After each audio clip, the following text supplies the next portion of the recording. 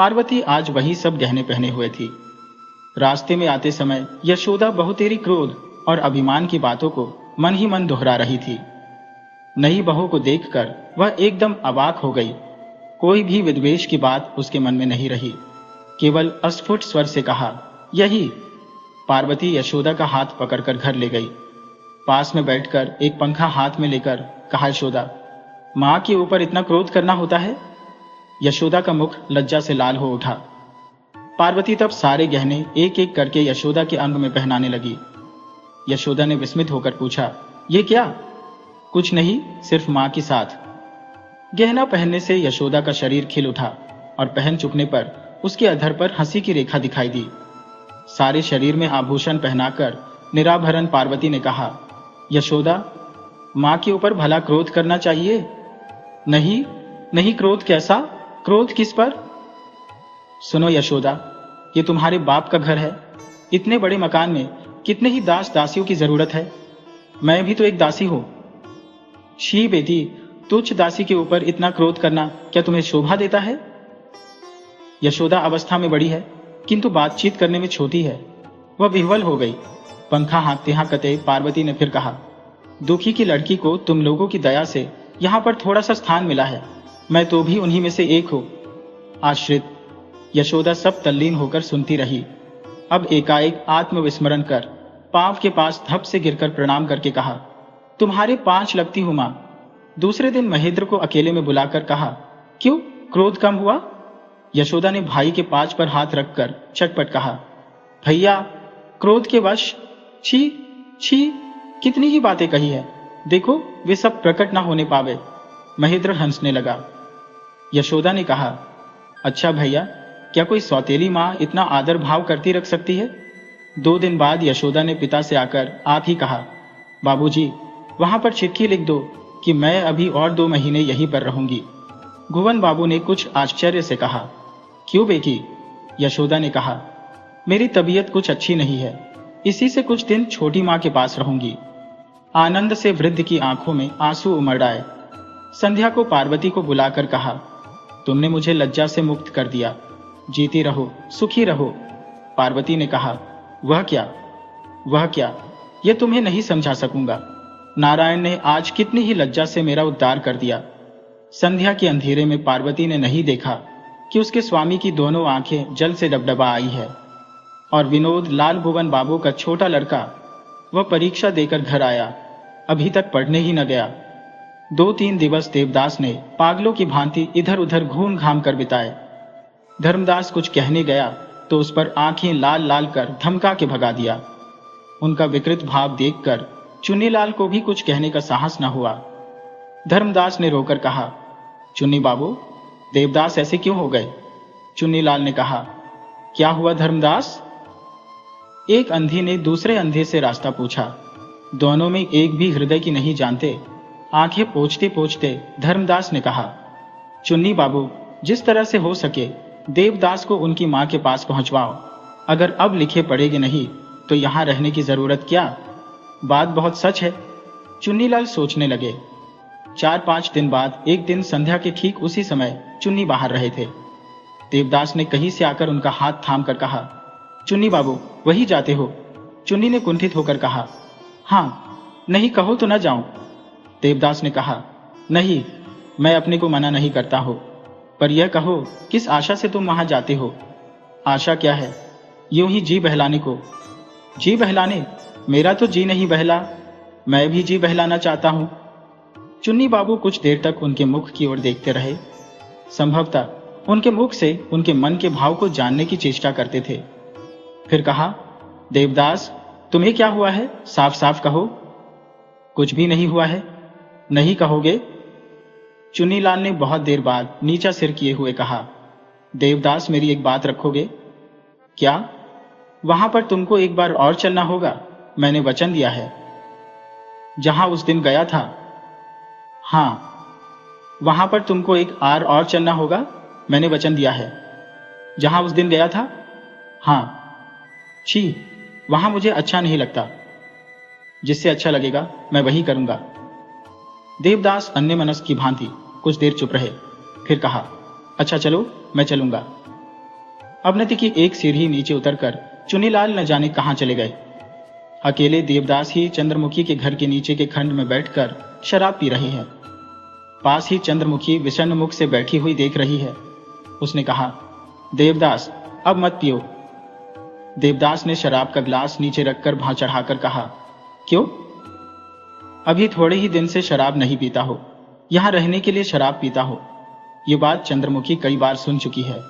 दो एक बार उसने सोचा कि कहीं दीवार से टकराकर वे लहू की नदी बहाकर मर न जाए। देवदास को वह हर्ष प्यार करती थी। देवदास ने शराब के गिलास को ऊपर के उछाल दिया, कांच के पांव से लगकर चहचूर चूर हो गया। फिर तकिए के सहारे लेटकर लड़खड़ाती हुई जबान से कहा, मुझ में उठने का बल नहीं है, इसी से यहां पड़ा रहता हो। ज्ञान नहीं है, इसी से तुम्हारे मुख की ओर देखकर बात करता हो। चंद्र, तब अज्ञानता नहीं रहती, थोड़ा सा ज्ञान रहता है। तुम्हें छू नहीं सकता, मुझे बड़ी घृणा होती है। चंद्रमुखी आंख निकालकर धीरे धीरे कहा, देवदास, यहां कितने ही आदमी आते हैं, किंतु वे लोग शराब छूते तक नहीं। देवदास आंख निकालकर उठ बैठे। कुछ झूमते हुए इधर उधर हाथ फेंक कर कहा, छूते नहीं? मेरे पास बंदूक होती तो गोली मार देता। वे लोग मुझसे भी अधिक पापिष्ठ है। चंद्रमुखी कुछ देर सोचने लगे, फिर कहा, यदि कभी शराब का पीना छोड़ दूं, यद्यपि छोड़ूंगा नहीं, तो फिर यहां कभी ना आऊंगा। मुझे उपाय मालूम है, पर उन लोगों का क्या होगा? थोड़ा रुककर फिर कहने लगे, बड़े दुख से शराब को अपनाया है। मेरी विपद और दुख की साथीन, अब तुझे कभी नहीं छोड़ सकता। देवदास तकिए के ऊपर मुंह रगड़ने लगे। चंद्रमुखी ने चटपट पास आकर मुख उठा लिया। देवदास ने भाव चढ़ाकर कहा, छी, छूना नहीं, अभी मुझ में ज्ञान है। चंद्रमुखी, तुम नहीं जानती, केवल मैं जानता हूं कि मैं तुमसे कितनी घृणा करता हूं। सर्वदा घृणा करूंगा, तब भी आऊंगा, तब भी बैठूंगा, तब भी बातें करूंगा। इसे छोड़ दूसरा उपाय नहीं है। इसे क्या तुम लोग कोई समझ सकती हो? हाँ, लोग पाप अंधेरे में करते हैं, और मैं यहां मतवाला हूं। ऐसा उपयुक्त स्थान जगत में और कहां है? और तुम लोग? देवदास ने दृष्टि ठीक कर कुछ देर तक उसके विषण्ण मुख की ओर देखकर कहा, हाँ, सहिष्णुता की प्रतिमूर्ति। लांछना, भर्त्सना, अपमान, अत्याचार, उपद्रव, इस सब को स्त्री सह सकती है। तुम ही इसका उदाहरण हो।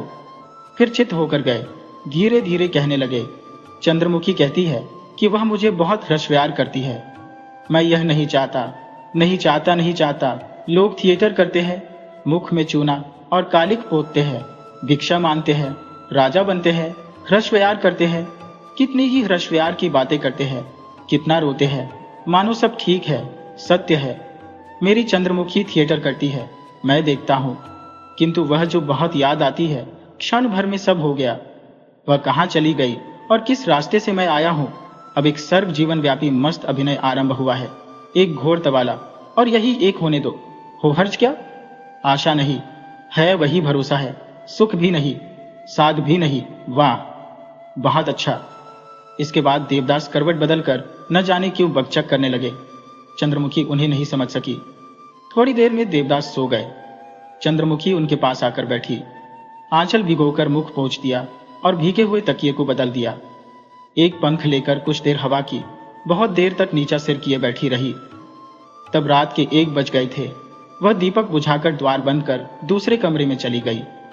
दोनों भाई द्विजदास और देवदास तथा गांव के बहुत से लोग जमींदार मुखोपाध्याय की अंत्येष्टि क्रिया समाप्त कर घर लौट आए। द्विजदास चिल्ला चिल्ला कर रोते रोते पागल की भांति सो गए। गांव के 5-5, 6-6 आदमी उनको पकड़कर रख नहीं सकते थे, और देवदास शांत भाव से खंभे को पास बैठे थे। मुख में एक शब्द नहीं था, आंखों में एक बिंदु जल नहीं था। कोई उनको पकड़ने भी नहीं जाता था, कोई सांत्वना भी नहीं देता था। केवल मधुसूदन घोष ने एक बार पास आकर कहा, भाई, यह सब ईश्वर के अधीन की बात है, इसमें। देवदास ने द्विजदास की ओर हाथ से दिखाकर कहा, वहां। घोष महाशय ने अप्रतिभ होकर कहा, हाँ हाँ, उनको तो बहुत शोक, इत्यादि कहते कहते चले गए, और कोई पास नहीं आया। दोपहर बीतने पर देवदास मूर्छिता माता के पांव के पास जाकर बैठे। वहां पर बहुत सी स्त्रियां उनको घेर कर बैठी थी। पार्वती की दादी भी उन्हीं में बैठी थी। टूटे टूटे स्वर से शोकार्त विधवा माता से कहा, बहू देखो, देवदास आया है। देवदास ने बुलाया, मां, उन्होंने केवल एक बार देखकर कहा, देवदास। फिर दबदबाई हुई आंखों से झरझर आंसू गिरने लगे। स्त्रियां भी चिल्ला उठी। देवदास कुछ देर तक माता के चरनाए में अपना मुख ढके रहे, फिर उठकर चले गए पिता के सोने के कमरे में। आंखों में जल नहीं था, मुख गंभीर तथा शांत था। लाल लाल आंखों को ऊपर चढ़ाए हुए जाकर भूमि पर बैठ गए। उस मूर्ति को यदि कोई देखता तो संभवतः भयभीत हो जाता। दोनों कनपटियां फूली हुई थी, बड़े बड़े रूखे केश ऊपर की ओर खड़े थे। तपाए हुए सोने के समान शरीर का रंग काला पड़ गया। कलकत्ता के जघन्य अत्याचार में रातों का दीर्घ जागरण हुआ था और उस पर पिता की मृत्यु हुई। 1 वर्ष पहले अगर उनको कोई देखे होता तो संभवतः एकाएक को पहचान न सकता। कुछ देर के बाद पार्वती की माता उन्हें ढूंढती हुई दरवाजा ठेलकर भीतर आई और पुकारा, देवदास। क्या है छोटी चाची, ऐसा करने से तो नहीं चलेगा। देवदास ने उनके मुंह की ओर देखकर कहा, क्या करता हूं चाची। चाची सब समझती थी किंतु कह नहीं सकी। देवदास के सिर पर हाथ फेरते फेरते कहा, देवता मेरा। क्या चाची? देवता। इस बार देवदास ने उसकी गोद में अपना मुख छिपा लिया। आंखों से 2 बूंद गरम गरम आंसू गिर पड़े। शोकार्त परिवार की दिन भी किसी भांति बीता। नियमित रूप से प्रभावित हुआ, रोना धोना बहुत कम हो गया। द्विजदास धीरे धीरे अपने आपे में आए। उनकी माता भी कुछ संभल कर बैठी, आंख पोंछते पोंछते आवश्यक काम करने लगी। 2 दिन बाद द्विजदास ने देवदास को बुलाकर कहा, देवदास, पिता के श्राद्ध कर्म के लिए कितना रुपया खर्च करना उचित है? देवदास ने भाई के मुख की ओर देखकर कहा, जो आप उचित समझे करे। नहीं भाई, केवल मेरे ही उचित समझने से काम नहीं चलेगा। अब तुम भी बड़े हुए, तुम्हारी सम्मति भी लेना आवश्यक है। देवदास ने पूछा, कितना नकद रुपया है? बाबूजी की तहवील में 1.5 लाख रुपया जमा है। मेरी सम्मति से 10,000 रुपये खर्च काफी होगा। क्या कहते हो? मुझे कितना मिलेगा? द्विजदास ने कुछ इधर उधर करके कहा, तुम्हें भी आधा मिलेगा। 10,000 खर्च होने से 70,000 तुम्हें और 70,000 मुझे मिलेगा। मां नकद रुपया लेकर क्या करेगी? वे तो घर की मालकिन ही है, हम लोग उनका खर्च संभालेंगे। देवदास ने कुछ सोचकर कहा, मेरी सम्मति है कि आपके भाग्य से 5,000 रुपया खर्च हो और मेरे भाग्य से 25,000 रुपया खर्च हो। बाकी 25,000 मान के नाम जमा रहेगा। आपकी क्या सम्मति है? पहले द्विजदास कुछ लज्जित हुए, फिर कहा, अच्छी बात है, किंतु यह तो जानते ही हो कि मेरे स्त्री पुत्र और कन्या है। उनके यज्ञोपवीत, विवाह आदि में बहुत खर्च पड़ेगा, इसलिए यही सम्मति ठीक है। फिर कुछ ठहर कर कहा, तो क्या जरा सी इसकी लिखा पढ़ी कर दोगे? लिखने पढ़ने का क्या काम है? ये काम अच्छा नहीं मालूम होगा। मेरी इच्छा है कि रुपये पैसे की बात इस समय छिपी छिपाई रहे। तो अच्छी बात है, किंतु क्या जानते हो भाई? अच्छा, मैं लिखे देता हूं। उसी दिन देवदास ने लिख पढ़ दिया। दूसरे दिन दोपहर के समय देवदास सीढ़ी से नीचे उतर रहे थे। बीच में पार्वती को देखकर रुक गए। पार्वती ने मुख की ओर देखा। देखकर पहचानते हुए उसे क्लेश हो रहा था। देवदास ने गंभीर और शांत मुख से आकर कहा, कब आई पार्वती? वही कंठ स्वर आज 3 वर्ष बाद सुना। सिर नीचा किए हुए पार्वती ने कहा, आज सुबह आई। बहुत दिन से भेंट नहीं हुई, अच्छी तरह से तो रही? पार्वती सिर नीचा किए रही। चौधरी महाशय अच्छी तरह से है? लड़के लड़की सब अच्छी तरह से है? सब अच्छी तरह से है। पार्वती ने एक बार मुख की ओर देखा, पर एक भी बात पूछ नहीं सकी। वे कैसे हैं, क्या करते हैं इत्यादि वह कुछ भी पूछ नहीं सकी। देवदास ने पूछा, अभी तो यहां कुछ दिन रहना होगा? हाँ। तब फिर क्या? कहकर देवदास चले। श्राद्ध समाप्त हो गया। उसका वर्णन करने में बहुत कुछ लिखना पड़ेगा, इसी से उसके कहने की आवश्यकता नहीं है। श्राद्ध के दूसरे दिन पार्वती ने धर्मदास को अकेले में बुलाकर उसके हाथ में एक सोने का हार देकर कहा, धर्म, अपनी कन्या को यह पहना देना। धर्मदास ने मोह की ओर देखकर आर्द्र नेत्र और करुण कंठ स्वर से कहा, आहा, तुमको बहुत दिनों से नहीं देखा, सब कुशल तो है? सब कुशल है। तुम्हारी लड़की लड़के तो अच्छे हैं? हाँ पत्ताए, सब अच्छे हैं। तुम अच्छे हो? इस बार दीर्घ निश्वास खींचकर धर्मदास ने कहा, क्या अच्छा हो? अब यह जीवन भार सा मालूम होता है, मालिक ही चले गए। धर्मदास शोक के आवेग में कुछ और कहना चाहता था, किंतु पार्वती ने बाधा दी। इस सब बातों को सुनने के लिए उसने हार नहीं दिया था। पार्वती ने कहा, ये क्यों धर्मदास, तुम्हारे जाने से देवदादा को कौन देखेगा? धर्मदास ने माथा ठोक कर कहा, जब छोटे लड़के थे तब देखने की जरूरत थी, अब नहीं देखने से ही अच्छा है। पार्वती ने और पास आकर कहा, धर्म, एक बात सच सच बताओगे? क्यों नहीं बताऊंगा पत्तो। तब सच सच कहो कि देवदास इस समय अभी क्या कर रहे हैं? मेरा सिर कर रहे हैं, और क्या करेंगे? धर्मदास, साफ साफ क्यों नहीं कहते? धर्मदास ने फिर सिर पीट कर कहा, साफ साफ क्या कहूं? भला ये कुछ कहने की बात है? अब मालिक नहीं है, देवदास के हाथ अगाध रुपया लग गया है, अब क्या रक्षा हो सकेगी? पार्वती का मुख एक बारगी मलिन पड़ गया। उसने आभास और संकेत से कुछ सुना था। दुखित होकर पूछा, क्या कहते हो धर्मदास? वह मनोरमा के पत्रों से जब कोई समाचार पाती थी तो उस पर विश्वास नहीं करती थी। धर्मदास सिर नीचा करके कहने लगा, खाना नहीं, पीना नहीं, सोना नहीं, केवल बोतल पर बोतल शराब, 3-3, 4-4 दिन तक न जाने कहाँ रहते हैं, कुछ पता नहीं। कितने ही रुपए फूंक दिए, सुनता हूं कई हजार रुपए का गहना बनवा दिया। पार्वती सिर से पैर तक सिहर उठी। धर्मदास, ये क्या कहते हो? क्या यह सब सच है? धर्मदास ने अपने मन में ही कहा, शायद तुम्हारी बात सुने, तुम एक बार मनाकर देखो। कैसा शरीर था, कैसा हो गया? ऐसे असंयम और अत्याचार से कितने दिन जिएंगे? किससे यह बात कहो? मां, बाप, भाई से ऐसी बात नहीं कही जाती। धर्मदास ने फिर सिर ठोक कर कहा, इच्छा होती है जहर खाकर मर जाऊं पत्तो, अब आगे जीने की साध नहीं है। पार्वती उठकर चली गई। नारायण बाबू के मरने का समाचार पाकर वह चली आई थी। सोचा था इस विपत्ति के समय देवदास के पास जाना आवश्यक है, किंतु उसके परम प्रिय देवदास की यह अवस्था है। कितनी ही बातें उसके मन में उठने लगी जिनका अंत नहीं। जितना धिक्कार उसने देवदास को दिया उसका 1000 गुना अपने को दिया। 1000 बार उसके मन में उठा कि क्या उसके होने पर वह ऐसे बिगड़ सकते। पहले ही उसने अपने पांव में आप कुठार मारा, किंतु वह कुठार उसके सिर पर गिरा। उसके देवदादा ऐसे हो रहे हैं, इस प्रकार नष्ट हो रहे हैं, और वह दूसरे की गृहस्थी के बनाने में लगी हुई है। दूसरे को अपना समझकर नित्य अन्न बांट रही है, और उसके सर्वस्व आज भूखों मर रहे हैं। पार्वती ने प्रतिज्ञा की, आज वह देवदास के पांव में माथा पटक कर प्राण त्याग देगी। अभी भी संध्या होने में कुछ देर है। पार्वती ने देवदास के कमरे में प्रवेश किया। देवदास चारपाई पर बैठे हुए हिसाब देख रहे थे। इधर देखा, पार्वती धीरे धीरे किवाड़ बंद कर फर्श पर बैठ गई। देवदास ने सिर उठाकर हंसकर उसकी ओर देखा। उनका मुख विषण्ण किंतु शांत था। हठात कौतुक से पूछा, यदि मैं अपवाद उठाऊं तो? पार्वती ने अपने सलज श्याम कमलवत दोनों आंखों से एक बार उनकी ओर देखा, फिर नजर नीची कर ली। देवदास की इस बात ने भली भांति जता दिया कि वह बात उनके हृदय में आज जन्म के लिए अंकित हो गई है। वह देवदास से कितनी ही बातें कहने के लिए आई थी, किंतु सब भूल गई, एक भी बात न कह सकी।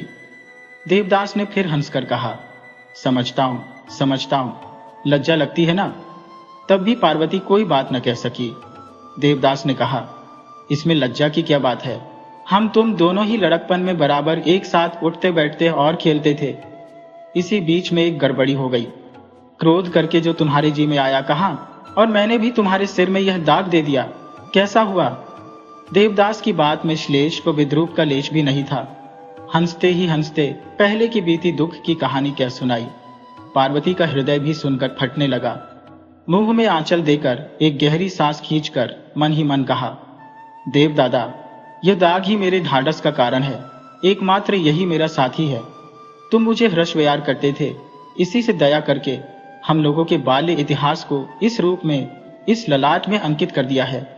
इससे मुझे लज्जा नहीं, कलंक नहीं, यह मेरे गौरव का चिन्ह है। पत्तो, मुख से आंचल न हटाकर ही पार्वती ने कहा, क्या? तुम्हारे ऊपर मुझे बड़ा क्रोध आता है। इस बार देवदास का कंठ स्वर विकृत हो गया। बाबूजी नहीं है, आज मेरे विपत्ति का समय है, किंतु तुम्हारे रहने से कोई चिंता न रहती। बड़ी भाभी को जानती ही हो, भाई साहब का स्वभाव भी तुमसे कुछ छिपा नहीं है। और तुम ही सोचो, मां को इस समय लेकर मैं क्या करूं, और मेरा कुछ ठिकाना ही नहीं कि क्या होगा। तुम्हारे रहने से मैं सब कुछ तुम्हारे हाथ में सौंप कर निश्चिंत हो जाता क्यों पत्तो? पार्वती फपक कर रो पड़ी। देवदास ने कहा, रोती हो क्या? अब और कुछ नहीं कहूंगा। पार्वती ने आंख पोंछते पोंछते कहा, पत्तो, अब तो तुम खूब पक्की घरनी हो गई हो ना? घूंघट के भीतर ही भीतर होठ चबाकर मन ही मन उसने कहा, घरनी क्या हुई हो? क्या सीमल का फूल कभी देव सेवा में लगता है? देवदास ने हंसते हंसते कहा, बड़ी हंसी आती है। तुम कितनी छोटी थी और अब कितनी बड़ हो गई। बड़ा मकान, बड़ी जमींदारी है, बड़े बड़े लड़की लड़के हैं और सबसे बड़े चौधरी जी। क्यों पत्तो? चौधरी जी पार्वती के लिए बड़ी हंसी की चीज है। उनके ध्यान मात्र आने से उसे हंसी आ जाती है। इतने कष्ट में भी इसी से उसे हंसी आ गई। देवदास ने बनावटी गंभीरता से कहा, क्या एक उपकार कर सकती हो? पार्वती ने मुख उठाकर कहा, क्या? तुम्हारे गांव में कोई अच्छी लड़की मिल सकती है? पार्वती ने खांस कर कहा, अच्छी लड़की? क्या करोगे? मिलने पर विवाह करूंगा। एक बार गृहस्थी बनने की साध होती है। पार्वती ने गंभीरता पूर्वक पूछा, खूब सुंदरी ना? हाँ, तुम्हारी तरह। और खूब शांत? नहीं, खूब शांत से काम नहीं है, वरन कुछ दुष्ट हो, तुम्हारी तरह मुझसे झगड़ा कर सके। पार्वती ने मन ही मन कहा, यह तो कोई नहीं कर सकेगी देवदादा, क्योंकि इसके लिए मेरे समान प्रेम चाहिए। प्रकट में कहा, मैं अभागिन क्या हूं, मेरे ऐसी न जाने कितनी हजार तुम्हारे पांव की धूली लेख अपने को धन्य मानेगी। देवदास ने मजाक से हंसकर कहा, क्या अभी एक ऐसी ला सकती हो? देवदादा, क्या सचमुच विवाह करोगे? वैसा ही जैसा मैंने बतलाया है। केवल यही खोलकर नहीं कहा कि उसे छोड़ इस संसार में उनके जीवन की कोई सहवासिनी नहीं हो सकती। देवदास, एक बात बताओगे? क्या? पार्वती ने अपने के बहुत संभाल कर कहा, तुमने शराब पीना कैसे सीखा? देवदास ने हंसकर कहा, पीना भी क्या कहीं सीखना होता है? ये नहीं तो अभ्यास कैसे किया? किसने कहा? धर्मदास ने। कोई भी कहे, क्या यह बात सच है? देवदास ने छिपाया नहीं, कहा, कुछ है। पार्वती ने कुछ देर स्तब्ध रहने के बाद पूछा, और कितने हजार रुपए का गहना गढ़ा दिया है? देवदास ने गंभीरता से कहा, दिया नहीं है, गढ़ा कर रखा है। तुम रोको? पार्वती ने हाथ फैलाकर कहा, दो, ये देखो, मुझ पर एक भी गहना नहीं है। चौधरी जी ने तुम्हें नहीं दिया? दिया था, पर मैंने सब उनकी बड़ी लड़की को दे दिया। जान पड़ता है अब तुम्हें जरूरत नहीं है। पार्वती ने मुख हिलाकर सिर नीचा कर लिया। देवदास की आंखों में आंसू भर आया। देवदास ने मन ही मन सोचा कि साधारण दुख से स्त्रियां अपने गहने खोलकर नहीं देती, किंतु आंख से निकलते हुए आंसुओं को रोककर धीरे धीरे कहा, झूठी बात है, किसी स्त्री से मैंने प्रेम नहीं किया, किसी को मैंने गहना नहीं दिया। पार्वती ने दीर्घ निश्वास फेंककर मन ही मन कहा, ऐसा ही मुझे भी विश्वास है। कुछ देर तक दोनों ही चुप रहे। फिर पार्वती ने कहा, किंतु प्रतिज्ञा करो कि अब शराब नहीं पीऊंगा। यह नहीं कर सकता। तुम क्या प्रतिज्ञा कर सकती हो कि तुम मुझे भुला दोगी? पार्वती ने कुछ नहीं कहा। इसी समय बाहर से संध्या की शंख ध्वनि हुई। देवदास ने खिड़की से बाहर देखकर कहा, संध्या हो गई है, अब घर जाओ पत्तो। मैं नहीं जाऊंगी, तुम प्रतिज्ञा करो। क्यों? मैं नहीं कर सकता। क्यों नहीं कर सकते? क्या सभी सब कामों को कर सकते हैं? इच्छा करने से अवश्य कर सकते हैं। तुम मेरे साथ आज रात में भाग सकती हो? पार्वती का हृदय स्पंदन सहसा बंद हो गया, अनजाने में धीरे से निकल गया। यह क्या हो सकता है? देवदास ने जरा चारपाई के ऊपर बैठक कहा, पार्वती, किवाड़ खोल दो। देवदास खड़े होकर धीमे भाव से कहने लगे, पत्तो, क्या जोर देकर प्रतिज्ञा कराना अच्छा है? उससे क्या कोई विशेष लाभ है? आज की हुई प्रतिज्ञा कल शायद न रहेगी। क्यों मुझे झूठा बनाती हो? और भी कुछ क्षण यूं ही निःशब्द बीत गए। इसी समय न जाने किस घर में टन टन करके 9 बजा। देवदास भाव से कहने लगे, पत्तो, द्वार खोल दो। पार्वती ने कुछ नहीं कहा। जा पत्तो, मैं किसी तरह नहीं जाऊंगी, कहकर पार्वती अकस्मात पछाड़ खाकर गिर पड़ी। बहुत देर तक फूट फूट कर रोती रही।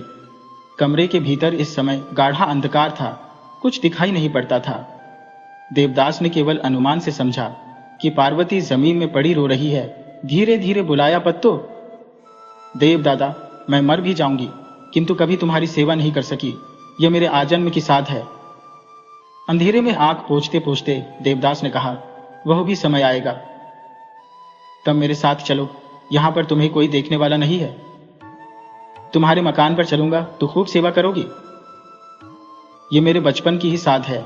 हे स्वर्ग के देवता, मेरी इस साध को पूर्ण करो। इसके बाद यदि मर भी जाऊं तो भी दुख नहीं है। इस बार देवदास की आंखों में पानी भर आया। पार्वती ने फिर कहा, देवदास, मेरे यहां चलो। देवदास ने आंखें पोंछकर कहा, अच्छा चलूंगा। मेरे सिर पर हाथ रखकर कहो कि चलोगे। देवदास ने अनुमान से पार्वती का पांव छूकर कहा, यह बात मैं कभी नहीं भूलूंगा। अगर मेरे जाने से ही तुम्हारा दुख दूर हो तो मैं अवश्य आऊंगा। मरने के पहले भी मुझे यह बात याद रहेगी। पिता की मृत्यु के बाद धीरे धीरे 6 महीने बीत गए। देवदास घर में एकदम ऊब गए। सुख नहीं, शांति नहीं। उस पर एक ही तरह की जीवनचर्या से मन बिल्कुल विरक्त हो चला। इस पर पार्वती की चिंता से चित्त और भी अव्यवस्थित हो रहा था। फिर आजकल तो उसके एक एक काम, एक एक हाव भाव के चित्र हर समय आंखों के सामने नाचा करते थे। उस पर भाई भौजाई के उदासीन व्यवहारों ने देवदास के संताप को और भी दोना कर दिया था। माता की अवस्था भी देवदास की ही तरह थी। स्वामी की मृत्यु के साथ ही साथ उनके सारे सुखों का लोप हो गया। पराधीन होकर इस मकान में रहना उनके लिए भी धीरे धीरे असह्य होने लगा। आज कई दिनों से वे काशीवास का विचार कर रही है। केवल देवदास के अविवाहित होने के कारण वे अभी नहीं जा सकती है।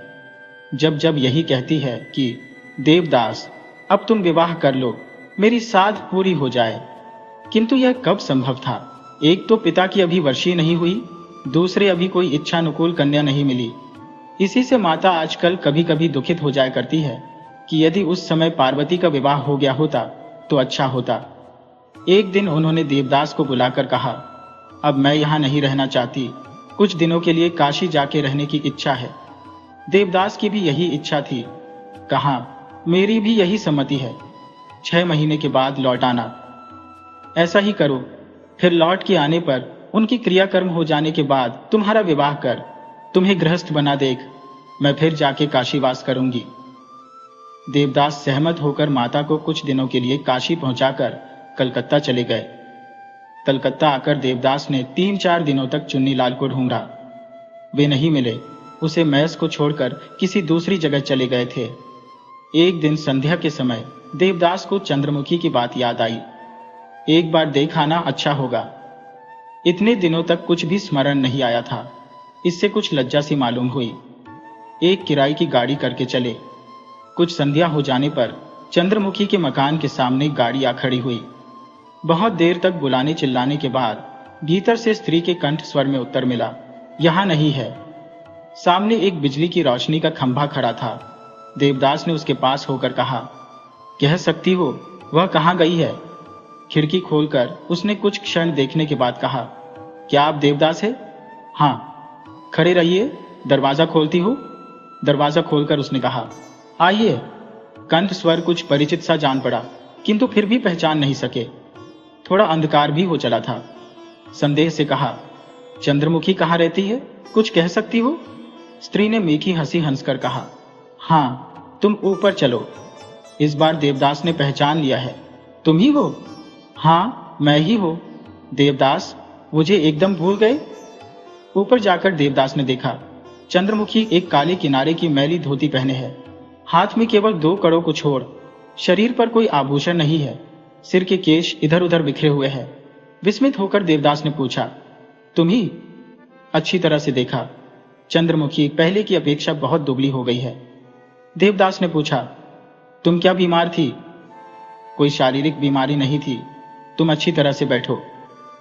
देवदास ने चारपाई पर बैठकर देखा, घर में पहले की अपेक्षा आकाश जमीन का अंतर हो गया है। गृह स्वामिनी की भांति उसकी दुर्दशा की भी सीमा नहीं थी। एक भी सामान नहीं था। अलमारी, टेबल, कुर्सी आदि सबके स्थान खाली पड़े हैं। केवल एक शैया पड़ी थी, चादर मैली थी। दीवार पर से चित्र हटा दिए गए थे। लोहे की कांटियां अब भी गड़ी हुई थी। 2-1 लाल फीते भी इधर उधर लटके हुए थे। पहले की वह घड़ी भी बाकेट पर रखी हुई थी, किंतु निःशब्द थी। आसपास मकड़ाई ने अपनी इच्छानुकूल जाला बुन रखा था। एक कोने में एक तेल का दिया धीमी धीमी रोशनी फैला रहा था। उसी के सहारे से देवदास ने घर की इस नई सजावट को देखा। कुछ विस्मित और कुछ क्षुब्ध होकर कहा, दुर्दशा, तुमसे किसने कहा? मेरा तो भाग्य प्रसन्न हुआ है। देवदास समझ नहीं सके। कहा, तुम्हारे सब गहने क्या हुए? बेच डाले। माल असबाब? वह भी बेच डाला। घर की तस्वीरें भी बेच डाली। इस बार चंद्रमुखी ने हंसकर सामने के एक मकान को दिखाकर कहा, उस मकान के मालिक के हाथ बेच दी। देवदास ने कुछ देर तक उसके मुंह की ओर देखकर कहा, चुन्नी बाबू कहाँ है? नहीं कह सकती, 2 महीने हुए लड़ झगड़ कर चले गए, फिर तब से नहीं आए। देवदास को अब और आश्चर्य हुआ। पूछा, झगड़ा क्यों हुआ?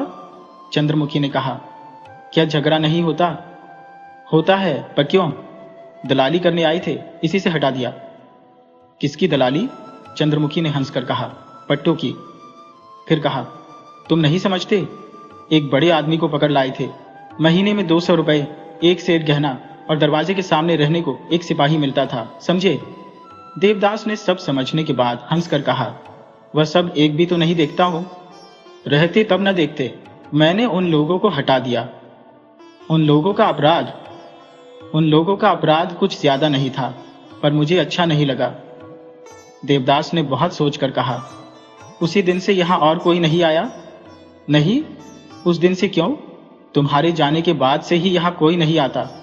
सिर्फ बीच बीच में चुन्नीलाल आ जाते थे, किंतु 2 मास से भी नहीं आते। देवदास बिछौने के ऊपर लेट गए, दूसरी ओर देखने लगे। बहुत देर तक चुप रहने के बाद धीरे से कहा, चंद्रमुखी, तब दुकानदारी सब उठा दी? हाँ, दिवाला निकाल दिया। देवदास ने इस बात का उत्तर न देकर कहा, लेकिन रोटी पानी कैसे चलेगा? इसीलिए तो जो कुछ गहना पत्तर था बेच दिया। उसमें अब कितना बचा है? ज्यादा नहीं, कोई 800-900 रुपए हो गए। उन्हें एक मोदी के पास रख दिया है। वह मुझे महीने में 20 रुपए देता है। 20 रुपए से तो पहले तुम्हारा काम नहीं चलता था? नहीं, आज भी अच्छी तरह से नहीं चलता है। 3 महीने से महान का किराया बाकी है। इसी से इच्छा होती है कि इन दोनों कड़ों को बेचकर सब पटाकर और कहीं चली जाऊं। कहां जाओगी? यह अभी निश्चय नहीं किया है। किसी सस्ते देश गवनी गांव में जाऊंगी, जिसमें 20 रुपए महीने में निर्वाह हो जाए। इतने दिन से क्यों नहीं गई? अगर सचमुच ही तुम्हारा और कोई मतलब नहीं था, तो फिर इतने दिन रहकर व्यर्थ कर्ज क्यों बढ़ाया? चंद्रमुखी सिर नीचा करके कुछ सोचने लगी। उसके जीवन भर में बातचीत करने का यह पहला अवसर है। देवदास ने पूछा, चुप क्यों हो? चंद्रमुखी ने शैया के एक ओर संकुचित भाव से बैठकर धीरे धीरे कहा, क्रोध मत करना। जाने के पहले सोचा था कि तुमसे भेंट कर लेना अच्छा होगा। आशा करती थी कि एक बार तुम आओगी। आज तुम आए हो, अब कल ही जाने का उद्योग करूंगी। पर कहाँ जाऊं, कुछ कह सकते हो? देवदास विस्मित होकर उठ बैठे। कहा, सिर्फ मुझे देखने की आशा से रुकी थी। लेकिन क्यों? एक ख्याल, तुम मुझसे बहुत घृणा करते थे। इतनी घृणा किसी ने मुझसे कभी नहीं की, शायद इसीलिए। तुम्हें अब याद है या नहीं, ये मैं नहीं कह सकती, पर मुझे अच्छी तरह स्मरण है कि जिस दिन तुम पहले पहल हाँ पर आए थे, उसी दिन मेरी नजर तुम पर पड़ी। तुम धनी की संतान हो, ये मैं जानती थी, पर धन की आशा से मैं तुम्हारी ओर नहीं खींची थी। तुम्हारे पहले कितने ही लोग यहां पर आए और गए, पर किसी में इतना तेज नहीं पाया। तुमने आने के साथ ही मुझे घायल किया। एक अयाचित, उपयुक्त परंतु अनुचित रूढ़ व्यवहार आरंभ किया। घृणा से मोह फेर लिया और अंत में तमाशे की तरह कुछ देकर चले गए। ये सब बातें क्या तुम्हारे ध्यान में आती है? देवदास चुप रहे। चंद्रमुखी फिर कहने लगी, उसी दिन से मेरी तुम्हारे ऊपर नजर पड़ी। मैं न तुमसे प्रेम करती और न घृणा करती थी। एक नई चीज को देखकर जैसे मन में हमेशा ध्यान बना रहता है, तुमको भी देखकर उसी तरह किसी भांति नहीं भूल सकी। तुम्हारे आने पर बड़े भय और सतर्क के साथ रहती थी, पर न आने से कुछ अच्छा भी नहीं लगता था। फिर जाने कैसा मतिभ्रम हुआ कि इन दोनों आंखों को सभी चीजें एक सी दिखने लगी। मैं पहले की अपेक्षा बिल्कुल बदल गई। जो पहले थी वह अब नहीं रही। फिर तुमने शराब पीना शुरू किया। शराब से मुझे बड़ी घृणा है। किसी के मतवाला होने पर मुझे उस पर बड़ा क्रोध आता है, पर तुम्हारे मतवाला होने से क्रोध नहीं होता था, बल्कि बड़ा दुख होता था। यह कहकर चंद्रमुखी ने देवदास के पांव पर हाथ रखकर डबडबाई हुई आंखों से कहा, मैं बहुत अधम हूँ, मेरे अपराधों पर ध्यान नहीं देना। तुम जितनी ही बातें कहते थे और घृणा करते थे, मैं उतनी ही तुम्हारे पास आना चाहती थी। अंत में सो जाने पर रहने दो, ये बातें नहीं कहूंगी, नहीं तो क्रोध कर बैठोगे। देवदास ने कुछ नहीं कहा। नई तरह बातचीत से उसे कुछ वेदना पहुंचा रही थी। चंद्रमुखी ने छिपा की आंख पोंछकर कहा, एक दिन तुमने कहा कि हम लोग कितना सहन करती है, लांछना, अपमान, जघन्य अत्याचार, उपद्रव की बातें। उसी दिन से मुझे बड़ा अभियान हुआ, मैंने सब बंद कर दिया। देवदास ने बैठकर पूछा, लेकिन यह जीवन कैसे कटेगा? चंद्रमुखी ने कहा, वह तो पहले ही कह चुकी। और सोचो, यदि उसने तुम्हारा सब रुपया दाब रखा तो? चंद्रमुखी इससे भयभीत नहीं हुई। शांत सहज भाव से कहा, आश्चर्य नहीं, किंतु इसे भी मैंने सोच रखा है कि विपत्ति पड़ने पर तुमसे कुछ भीख मांग लूंगी। देवदास ने सोचकर कहा, वह पीछे लेना, अभी और कहीं जाने का उद्योग करो। कल ही करूंगी, कड़ा बेचकर एक बार मोदी से भेंट करूंगी। देवदास ने पॉकेट से 100 रुपए के 5 नोट निकालकर तकिए के नीचे रखकर कहा, कड़ा बेचो, सिर्फ मोदी के साथ भेंट कर लेना। पर जाओगी कहां? किसी तीर्थ स्थान में? नहीं देवदास, तीर्थ और धर्म के ऊपर मेरी अधिक श्रद्धा नहीं है। कलकत्ता से अधिक दूर नहीं जाऊंगी, आस ही पास के किसी गांव में जाकर रहूंगी। क्या किसी अच्छे घर में दासी का काम करोगी? चंद्रमुखी की आंखों में फिर आंसू भर आए। पोंछ कर कहा, इच्छा नहीं होती, स्वाधीन भाव से स्वच्छंद होकर रहूंगी। क्यों दुख करने जाऊं? शारीरिक दुख कभी उठाया नहीं है, अब भी नहीं उठा सकूंगी, और अधिक खींचातानी करने से छिन्न भिन्न हो जाऊंगी। देवदास ने विष्णु मुख से कुछ हंसकर कहा, पर शहर के पास रहने से प्रलोभन में पड़ सकती हो, मनुष्य के मन का विश्वास नहीं। इस बार चंद्रमुखी का मुख खिल उठा।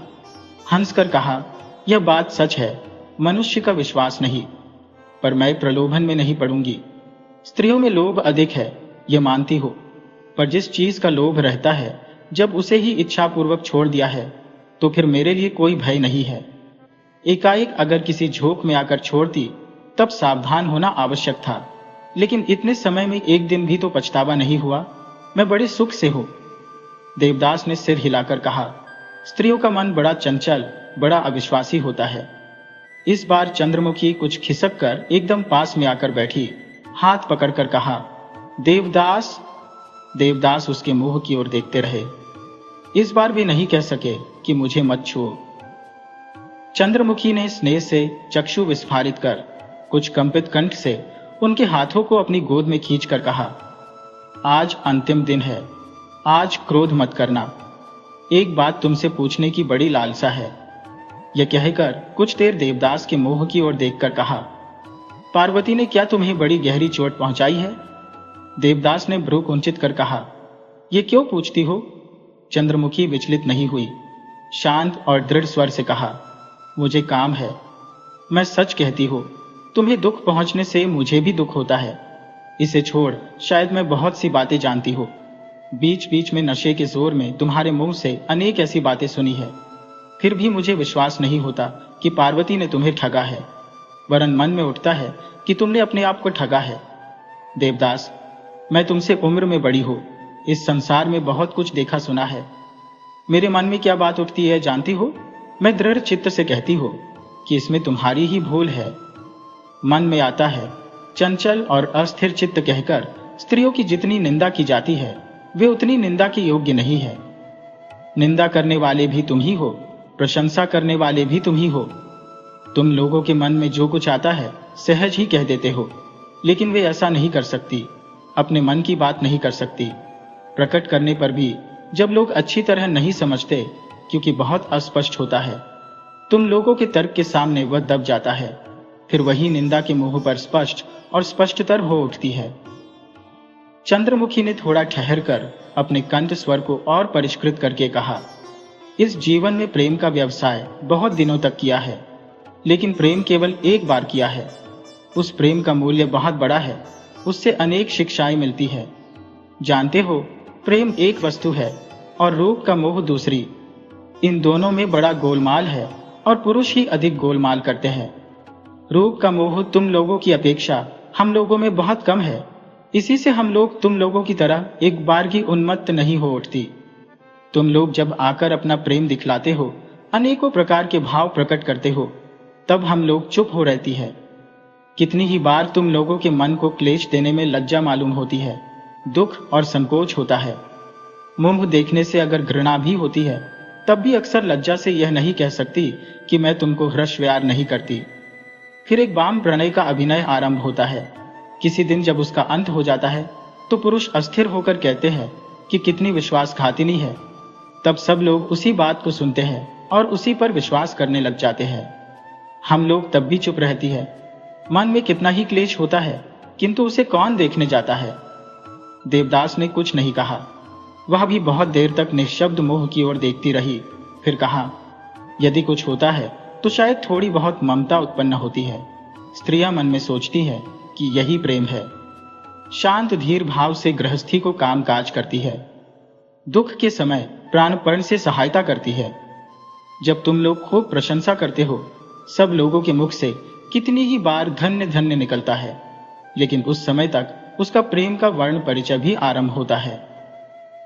इसके बाद अगर किसी अशुभ मुहूर्त में अपने हृदय की असह्य वेदना के कारण छटपटाती हुई द्वार के बाहर आकर खड़ी होती है, तो तुम लोग चिल्लाकर कह उठते हो, कलंकिनी, छी छी। अकस्मात देवदास चंद्रमुखी के मुंह को हाथ से दबाकर कह उठे, चंद्रमुखी, ये क्या? चंद्रमुखी ने धीरे धीरे हाथ हटाकर कहा, डरो नहीं देवदास, मैं तुम्हारी पार्वती की बात नहीं कहती हूं। यह कहकर वह चुप हो रही। देवदास ने कुछ क्षण चुप रहकर अन्यमनस्क होकर कहा, किंतु कर्तव्य है, धर्म अधर्म तो है। चंद्रमुखी ने कहा, हां वह तो है, और इसीलिए देवदास से वह सच्चा प्रेम करती और उसे सहन भी करती है। आंतरिक प्रेम से जो सुख और तृप्ति मिलती है, उसे और बढ़ाने के लिए वह घर में अशांति नहीं लाना चाहती। पर देवदास, मैं सच कहती हूं, पार्वती ने तुम्हें कुछ भी नहीं ठगा है, तुम ही ने अपने आप को ठगा है। आज इस बात को समझने की शक्ति तुम में नहीं है, ये बात मैं जानती हूं। अगर कभी समय आएगा तो तुम देखोगे कि मैं सच कहती थी। देवदास की दोनों आंखों में जल भर आया। वे दुखी होकर सोचने लगे कि क्या चंद्रमुखी की बातें सच है। आंखों के आंसुओं को चंद्रमुखी ने देखा, किंतु पूछने की चेष्टा नहीं की। मन ही मन कहने लगी, तुम्हें मैंने अनेकों रूप में देखा है, इससे तुम्हारे मन की गति को मैं भली भांति जानती हूं। साधारण पुरुषों की भांति तुम मानकर प्रेम प्रकाशित नहीं कर सकते। तब रूप की बात रूप को कौन नहीं चाहता, किंतु इसीलिए तुम अपने इतने तेज का रूप के पांव में आत्मविसर्जन कर दोगे। ये बात विश्वास में नहीं आती। पार्वती है तो बड़ी रूपवती, लेकिन फिर भी यही विश्वास होता है कि पहले उसी ने प्रेम का द्वार खोला, पहले उसी ने प्रेमालाप प्रारंभ किया। मन ही मन कहते कहते सहसा उसके मुख से अस्फुट स्वर से बाहर निकल पड़ा, अपने को देखकर यह समझती हो कि वह तुमको कितना हर्ष व्यार करती होगी। देवदास ने चटपट बैठकर कहा, क्या कहती हो? चंद्रमुखी ने कहा, कुछ नहीं। कहती थी कि वह तुम्हारा रूप देखकर नहीं भूल सकती। तुम्हारे रूप है, लेकिन उसमें भूल नहीं होती। इस तीव्र रूक्ष रूप पर सबकी दृष्टि नहीं पड़ती, किंतु जिसकी पड़ती है उसकी दृष्टि फिर नहीं हट सकती। यह कहकर एक दीर्घ निःश्वास लेकर कहा, तुम में न जाने कैसा एक आकर्षण है कि उसे जान सकता है जिसने तुम्हें हर्ष व्यार किया है। इस स्वर्ग के पाने की इच्छा करके फिर कौन मुड़ सकता है? ऐसी स्त्री इस पृथ्वी पर कौन है? और कुछ क्षण नीरव रहने के बाद उसने मुख की ओर देखकर कहा, यह रूप सिर्फ 4 दिन की चांदनी है। देखते देखते ही इसका अंत हो जाता है और चिता के साथ अग्नि में भस्म होकर राख हो जाता है। देवदास ने विह्वल दृष्टि से चंद्रमुखी के मुख की ओर देखकर कहा, आज तुम यह सब क्या बक रही हो? चंद्रमुखी ने मधुर हंसी हंसकर कहा, इससे बढ़कर और कोई मन को उबाने वाली बात नहीं होती देवदास, कि जिसे हम हर्ष व्यार न करें वही बलपूर्वक प्रेम की बातें सुनाए। लेकिन मैं यह सिर्फ पार्वती के लिए वकालत करती हूं, अपने लिए नहीं। देवदास ने चलने को उद्यत होकर कहा, अब मैं चलूंगा। थोड़ा और बैठो, कभी तुमको संज्ञान नहीं पाया था, कभी इस तरह दोनों हाथ पकड़कर बातचीत नहीं कर सकी थी, ये कैसी तृप्ति है? कहकर वह हठात हंस पड़ी। देवदास ने आश्चर्य से पूछा, हंसी क्यों? कुछ नहीं, सिर्फ एक पुरानी बात की याद आ गई। आज 10 बरस की बात है, जब मैं प्रेम के आवेश में घर छोड़कर चली आई थी। तब मन में होता था कि कितना हर्ष प्यार करो, संभवतः उस समय प्राण भी दे सकती थी। फिर एक दिन एक तुच्छ गहन के लिए ऐसा झगड़ा हुआ कि फिर किसी का मुंह नहीं देखा। मन को यह कहकर संतोष दिया कि यह मुझे अच्छी तरह हर्ष प्यार नहीं करते, नहीं तो क्या एक गहना न देते। चंद्रमुखी एक बार फिर अपने मन में हंस उठी। दूसरे ही क्षण शांत गंभीर मुख से धीरे धीरे कहा, भाड़ में जाए ऐसा गहना। तब क्या यह जानती थी कि एक मामूली सिरदर्द के अच्छा करने में प्राण तक को देना पड़ेगा। तब मैं सीता और दमयंती की व्यथा को नहीं समझती थी, जगाई माधव की कथा पर विश्वास नहीं करती थी। अच्छा देवदास, इस संसार में सभी कुछ संभव है? देवदास कुछ उत्तर नहीं सके। हतबुद्धि की भांति कुछ क्षण देखकर कहा, मैं जाता हूं। डर क्या है, जरा और बैठो। मैं तुमको और भुलावे में नहीं रखना चाहती। मेरे वे दिन अब बीत गए। अब तुम मुझसे जितनी घृणा करते हो, मैं भी अपने से उतनी ही घृणा करती हो। लेकिन देवदास, तुम विवाह क्यों नहीं कर लेते? अब मानो देवदास में निश्वास पड़ा। थोड़ा हंसकर कहा, उचित है, पर इच्छा नहीं होती। न होने पर भी करो। स्त्री का मुख देखकर बहुत कुछ शांति पाओगे। इसे छोड़, मेरे लिए भी एक राह खुल जाएगी। तुम्हारी गृहस्थी में दासी की भांति रहकर स्वच्छंद भाव से जीवन व्यतीत करूंगी। देवदास ने हंसकर कहा, अच्छा, तब मैं तुम्हें बुला लूंगा। चंद्रमुखी ने मानो उनकी हंसी न देखकर कहा, देवदास, और एक बात पूछने की इच्छा होती है। क्या? तुमने इतनी देर तक मेरे साथ बातचीत क्यों की? क्या कुछ अनुचित है? ये नहीं जानती, लेकिन नई बात है। शराब पीकर ज्ञान न रहने के पहले तुम कभी मुझसे बातचीत नहीं करते थे। देवदास ने उस प्रश्न का कोई उत्तर न देकर विषन्न मुख से कहा, आजकल शराब नहीं छूता। मेरे पिता की मृत्यु हो गई है। चंद्रमुखी बहुत देर तक उनके मुख की ओर करुणा भरे नेत्रों से देखती रही। फिर कहा, इसके बाद फिर पियोगे क्या? कह नहीं सकता। चंद्रमुखी ने उनके दोनों हाथों को कुछ खींचकर अश्रुपूर्ण और व्याकुल स्वर से कहा, अगर हो सके तो छोड़ देना। ऐसा अमूल्य जीवन रत्न को नष्ट मत करो। देवदास सहसा उठकर खड़े हो गए।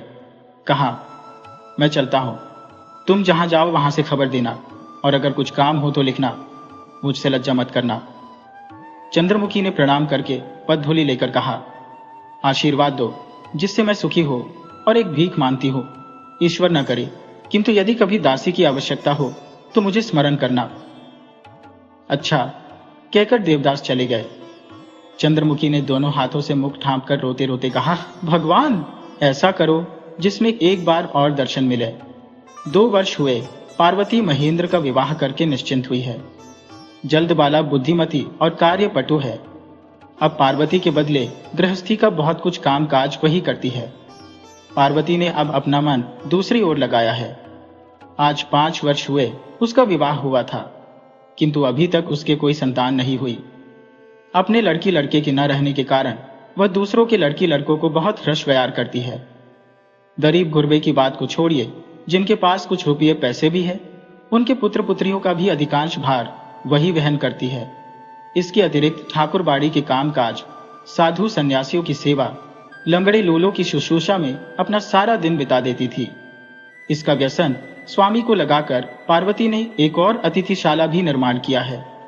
उससे निराश्रय और असहाय लोग अपनी इच्छा के अनुकूल रह सकते हैं।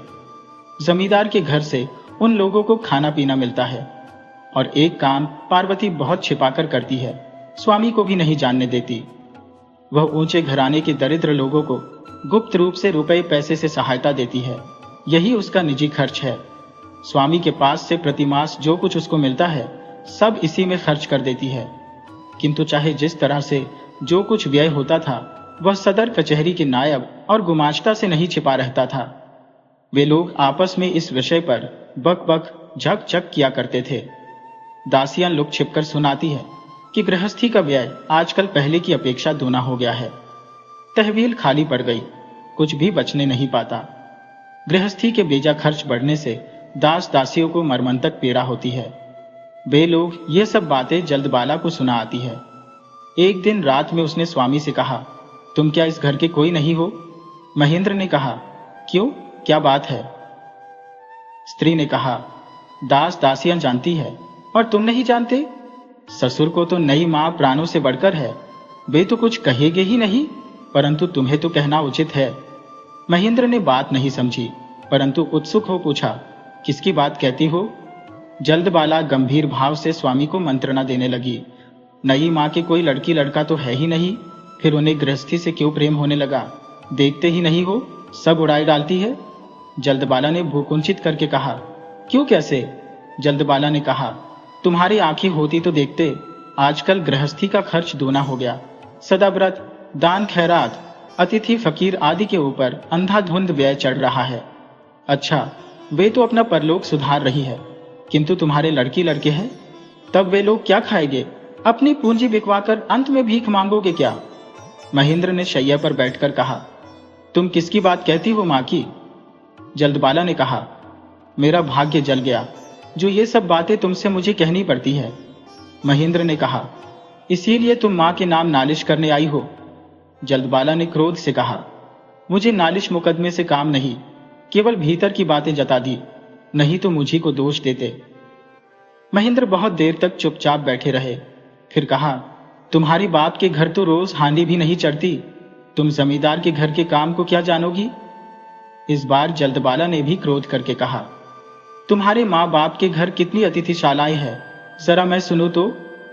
महेंद्र ने तर्क वितर्क नहीं किया, चुपचाप सो गए। सुबह उठकर पार्वत के पास आकर कहा, कैसा विवाह किया मां, इसको साथ लेकर गृहस्थी चलाना कठिन है, मैं कलकत्ता जाऊंगा। पार्वती ने अवाक होकर कहा, क्यों? तुम लोगों को कड़ी बातें कहती है, इसलिए मैंने उसका त्याग किया। पार्वती कुछ दिन से बड़ी बहू की आचरण देखती आती है, किंतु उसने उस बात को छिपा के हंसकर कहा, छी, वह तो बहुत अच्छी लड़की है, ऐसा न कहो। इसके बाद जल्दबाला ने एकांत में बुलाकर पूछा, बहू, झगड़ा हुआ है क्या? सुबह से स्वामी के कलकत्ता जाने की तैयारी देख जल्दबाला मन ही मन डरती थी। सास की बात सुनकर रोते रोते कहा, मेरा दोष नहीं है मां, किंतु यही दासी सब खर्च फरच की बातें करती है। पार्वती ने तब सभी बातें सुनी और आप ही लज्जित होकर बहू की आंखें पोंछकर कहा, बहू, तुम ठीक कहती हो, किंतु मैं वैसी गृहस्थी नहीं हूं, इसीलिए खर्च की ओर ध्यान नहीं रहा। फिर महेंद्र को बुलाकर कहा, महेंद्र, बिना किसी अपराध के क्रोध नहीं करना चाहिए। तुम स्वामी हो, तुम्हारी मंगल कामना के सामने स्त्री के लिए सब कुछ तुच्छ है, बहू लक्ष्मी है। किंतु उसी दिन से पार्वती ने हाथ मोड़ लिया। अनाथ, अंधे, फकीर आदि कितने ही लोग लौटने लगे। मालिक ने यह सुन पार्वती को बुलाकर कहा, क्या लक्ष्मी का भंडार खाली हो गया? पार्वती ने साहस के साथ उत्तर दिया, केवल देने से ही नहीं चलता, कुछ दिन जमा भी करना चाहिए। देखते नहीं खर्च कितना बढ़ गया है। इससे क्या मतलब, मुझे कै दिन रहना है, पुण्य कर्म करके परलोक तो बनाना ही चाहिए। पार्वती ने हंसकर कहा, यह तो बिल्कुल स्वार्थ की बात है, अपना ही देखोगे और लड़की लड़कों को क्या बहा दोगे? कुछ दिन तक चुप रहो, फिर सब उसी तरह चलेगा। मनुष्य के काम का कभी अंत नहीं होता। अस्तु, चौधरी जी चुप हो रहे। पार्वती को कोई काम नहीं रहा, इसी से चिंता कुछ बढ़ गई। किंतु सारी चिंता रहती है, जिसकी आशा नहीं रहती उसकी दूसरे प्रकार की चिंता रहती है। पूर्वोक्त चिंता में सजीवता है, सुख है, तृप्ति है, दुख है और उत्कंठा है। इसी से मनुष्य श्रांत हो जाते हैं, अधिक काल तक चिंता नहीं करते। किंतु नैराश्य में सुख नहीं है, दुख नहीं, उत्कंठा नहीं है, केवल तृप्ति है।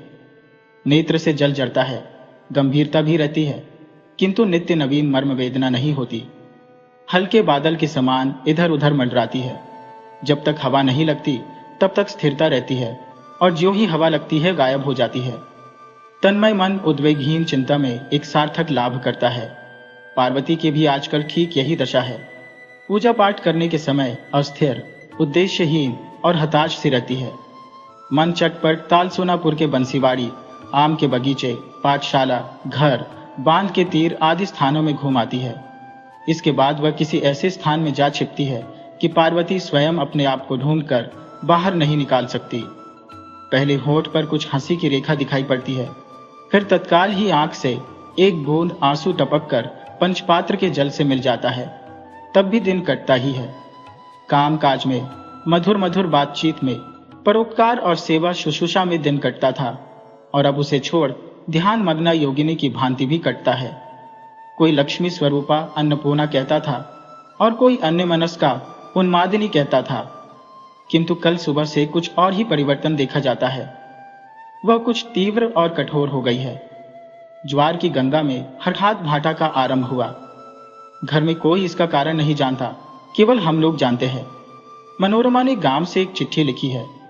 वह निम्न भांति है, पार्वती, बहुत दिन हुए हम दोनों में से किसी ने किसी को चिट्ठी नहीं लिखी, अतएव दोनों ही का दोष है। मेरी इच्छा है कि इसे मिटा दिया जाए। हम दोनों को दोष स्वीकार कर अभिमान कम करना चाहिए, किंतु मैं बड़ी हूं, इसीलिए मैं ही मान की भिक्षा मांगती हूं।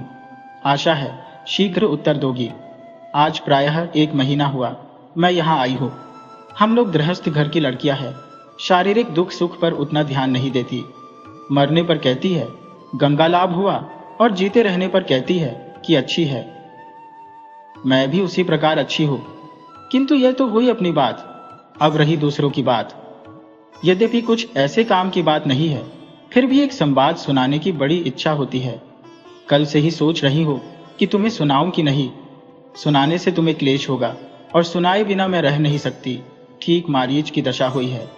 देवदास की दशा को सुनकर तुम्हें तो क्लेश ही होगा, पर मैं भी तुम्हारी बातों को स्मरण कर पाने से नहीं बच सकती। भगवान ने बड़ी रक्षा की, नहीं तो तुम सरीखी अभिमानिनी उनके हाथ में पड़कर इतने दिन के भीतर या तो गंगा में डूब मरती या विष खा लेती। उनकी बात यदि आज सुनोगी तब भी सुनना है, और 4 दिन बाद भी सुनना है। उसे दबाने छिपाने से लाभ ही क्या। आज प्रायः 6-7 दिन हुए वह यहाँ पर आए हैं। तुम तो जानती हो कि द्विज की माँ काशीवास करती है और देवदास कलकत्ता में रहते हैं। घर पर केवल भाई के साथ कलह करने और रुपया लेने आते हैं। सुनती हो कि ऐसे ही वह बीच बीच में आया करते हैं। जितने दिन रुपया इकट्ठा नहीं होता उतने दिन रहते हैं, रुपया पाने पर चले जाते हैं। उनके पिता को मरे आज 2.5 बरस हुए। सुनकर आश्चर्य होता है कि इसी थोड़े समय में ही अपनी आधी संपत्ति फूंक दी। द्विजदास अपने हिसाब किताब से रहते हैं, इसी से किसी भांति अपने पिता की संपत्ति को अपने ही पास बचा के रखा, नहीं तो आज दूसरे लोग लूट खाते। शराब और वेश्या के पीछे सारा धन स्वाहा हो रहा है। कौन उसकी रक्षा कर सकता है? एक हम कर सकते हैं, और उसमें भी देरी नहीं है। बड़ी रक्षा हुई जो तुम्हारा उनसे विवाह नहीं हुआ। हाय हाय, दुख भी होता है।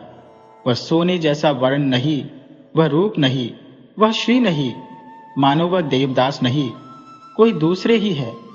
रूखे सिर के बाल हवा में उड़ा करते हैं, आंखें भीतर घुस गई है और नाक खड्ग की भांति बाहर निकली हुई है।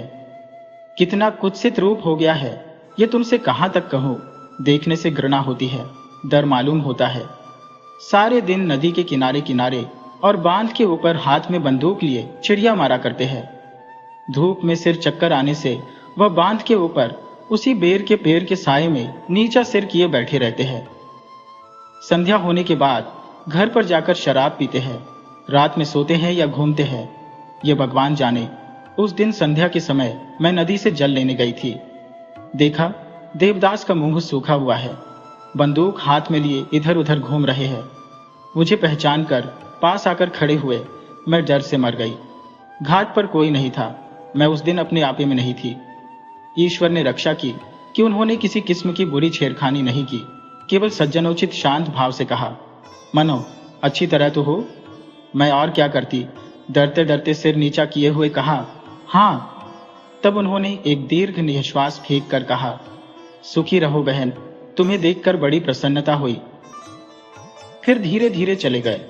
मैं गिरते पड़ते वहां से बड़े जोर से भागी। बाप रे, भाग्य से उन्होंने हाथ आदि कुछ नहीं पकड़ा।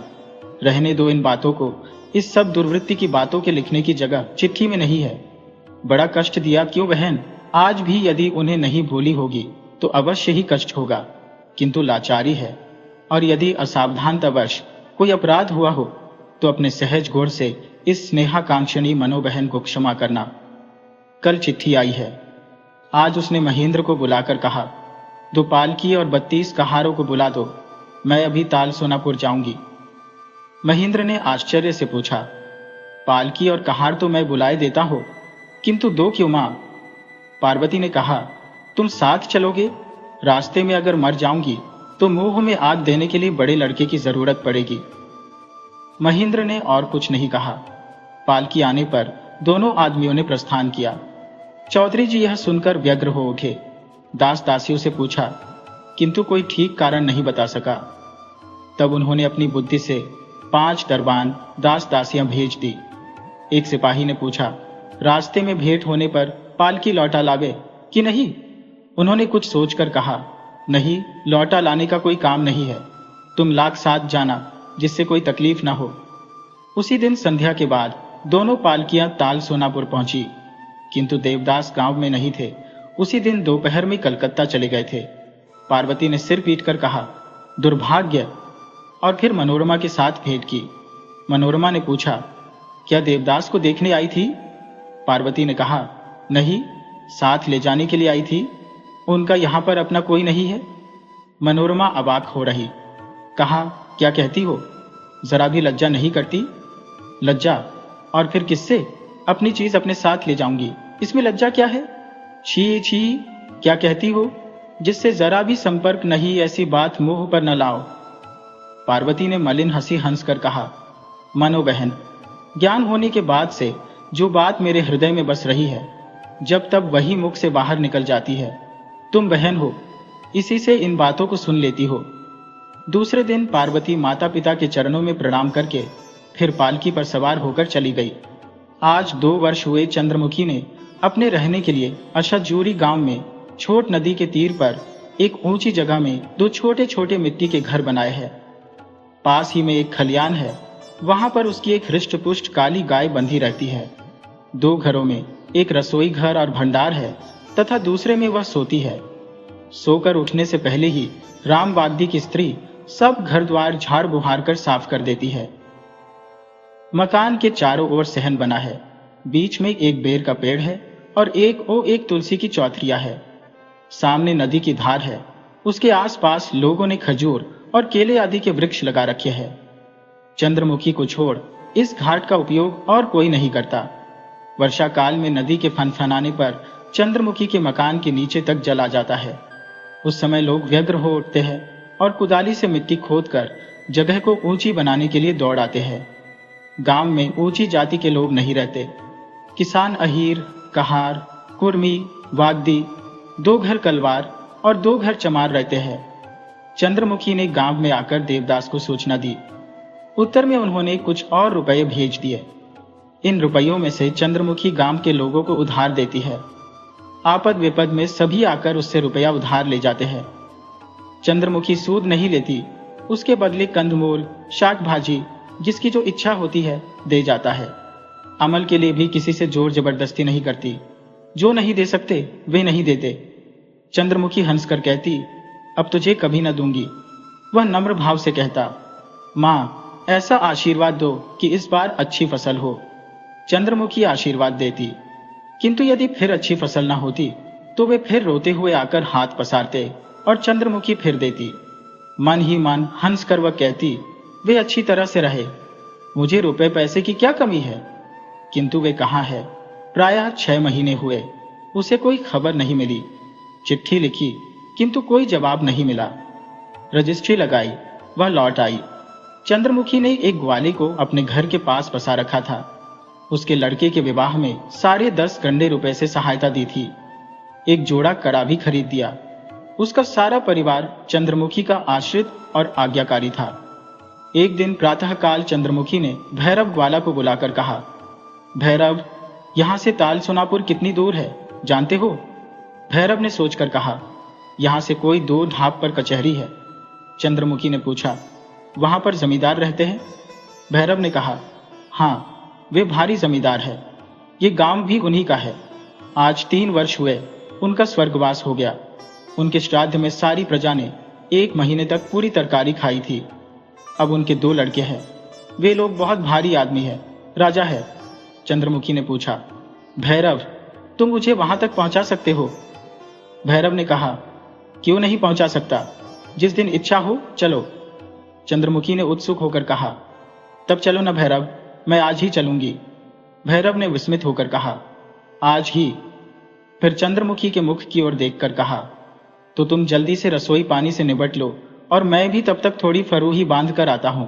चंद्रमुखी ने कहा, आज मैं रसोई करूंगी नहीं, भैरव, तुम फरूही लेकर आओ। भैरव घर पर गया और कुछ फरूही चादर में बांधकर एक लाठी हाथ में लेकर तुरंत लौट आया। कहा, तब चलो, पर क्या खाओगी नहीं? चंद्रमुखी ने कहा, नहीं भैरव, अभी मेरा पूजा पाठ नहीं हुआ है, अगर समय पाऊंगी तो वहीं पर सब करूंगी। भैरव आगे आगे रास्ता दिखलाता हुआ चला। पीछे पीछे चंद्रमुखी बड़े कष्ट के साथ पगडंडी के ऊपर चलने लगी। अभ्यास न रहने के कारण दोनों कोमल पांव क्षत विक्षत हो गए। धूप के कारण सारा मुख लाल हो उठा। खाना पीना कुछ न होने पर भी चंद्रमुखी खेत पर खेत पार करती हुई चलने लगी। खेतिहर किसान लोग आश्चर्यित होकर उसके मुख की ओर देखते थे। चंद्रमुखी एक लाल पाड़ की साड़ी पहने हुई थी। हाथ में 2 सोने के कड़े पड़े हुए थे। सिर पर ललाट तक घूंघट था और सारा शरीर एक मोटे बिछाने की चादर से ढंका हुआ था। सूर्यदेव के अस्त होने में अब और अधिक विलंब नहीं है। उसी समय दोनों गांव में आकर उपस्थित हुए। चंद्रमुखी ने थोड़ा हंसकर कहा, भैरव, तुम्हारा 2 ढाब इतनी जल्दी कैसे समाप्त हो गया? भैरव ने इस परिहास को न समझकर सरल भाव से कहा, इस बार तो चली आई, पर क्या तुम्हारी सूखी देह आज ही फिर लौटकर चल सकेगी? चंद्रमुखी ने मन ही मन कहा, आज क्या, जान पड़ता है कल भी ऐसे इतना रास्ता नहीं चल सकूंगी। प्रकाश ने कहा, भैरव, क्या यहां गाड़ी नहीं मिलेगी? भैरव ने कहा, मिलेगी क्यों नहीं, बैलगाड़ी मिलेगी, कहो तो ठीक करके ले आवे। गाड़ी ठीक करने का आदेश देकर चंद्रमुखी ने जमींदार के घर में प्रवेश किया। भैरव गाड़ी का प्रबंध करने दूसरी ओर चला गया। भीतर ऊपरी खंड में दालान में बड़ी बहू बैठी थी। एक दासी चंद्रमुखी को वहीं लेकर आई। दोनों ने एक दूसरे को एक बार ध्यानपूर्वक देखा। चंद्रमुखी ने नमस्कार किया। बड़ी बहू शरीर पर अधिक अलंकार नहीं धारण करती, किंतु आंखों के कोण पर अहंकार झलका करता है। दोनों होठ और दांत पान और मिस्सी से काले पड़ गए हैं। गाल कुछ ऊपर उठे हुए हैं और सारा चेहरा भरा पूरा। केशों को इस प्रकार सजाकर बांधती है कि कपाल जगमगा उठता है। दोनों कानों में मिलाकर कोई 20-30 छोटी बड़ी बालियां बड़ी है।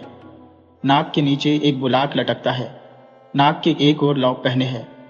जान पड़ता है ये सुराख नथ पहनने के लिए बना है। चंद्रमुखी ने देखा, बड़ी बहू बहुत मोटी सोटी है। रंग विशेष श्याम है। आंखें बड़ी बड़ी है। गोल गठन का मुख है।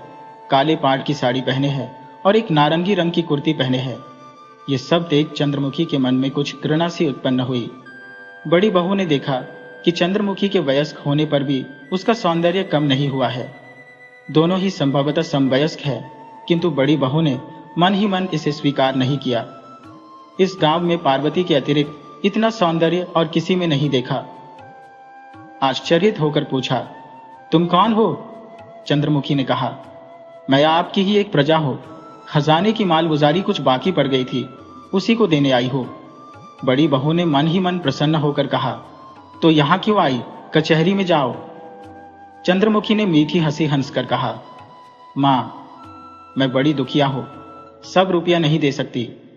सुना है कि आप बड़ी दयावती है, इसी से आपके पास आई हो कि कुछ माफ कर दे। इस प्रकार की बात बड़ी बहू ने अपने जीवन में पहली ही बार सुनी। उनमें दया है, मालगुजारी माफ कर सकती है आदि कहने के कारण चंद्रमुखी तत्काल ही उनकी प्रिय पात्री हो गई। बड़ी बहू ने कहा, दिन भर में कितने ही रुपये मुझे छोड़ने होते हैं, कितने ही लोग मुझे आकर पकड़ते हैं, मैं ना ही नहीं कर सकती, इसलिए सभी मेरे ऊपर क्रोध भी करते हैं। तो तुम्हारा कितना रुपया बाकी पड़ता है? अधिक नहीं, कुल 2 रुपए, पर मेरे लिए यही 2 रुपए पहाड़ा हो रहे हैं। सारे दिन आज रास्ता चलकर यहाँ आई हो। बड़ी बहू ने कहा, आहा, तुम दुखिया हो, तुम्हारे ऊपर मुझे दया करनी उचित है। ए बिंदु, इनको बाहर लिए जाओ। दीवान जी से मेरा नाम लेकर कह देना कि 2 रुपए माफ कर दे।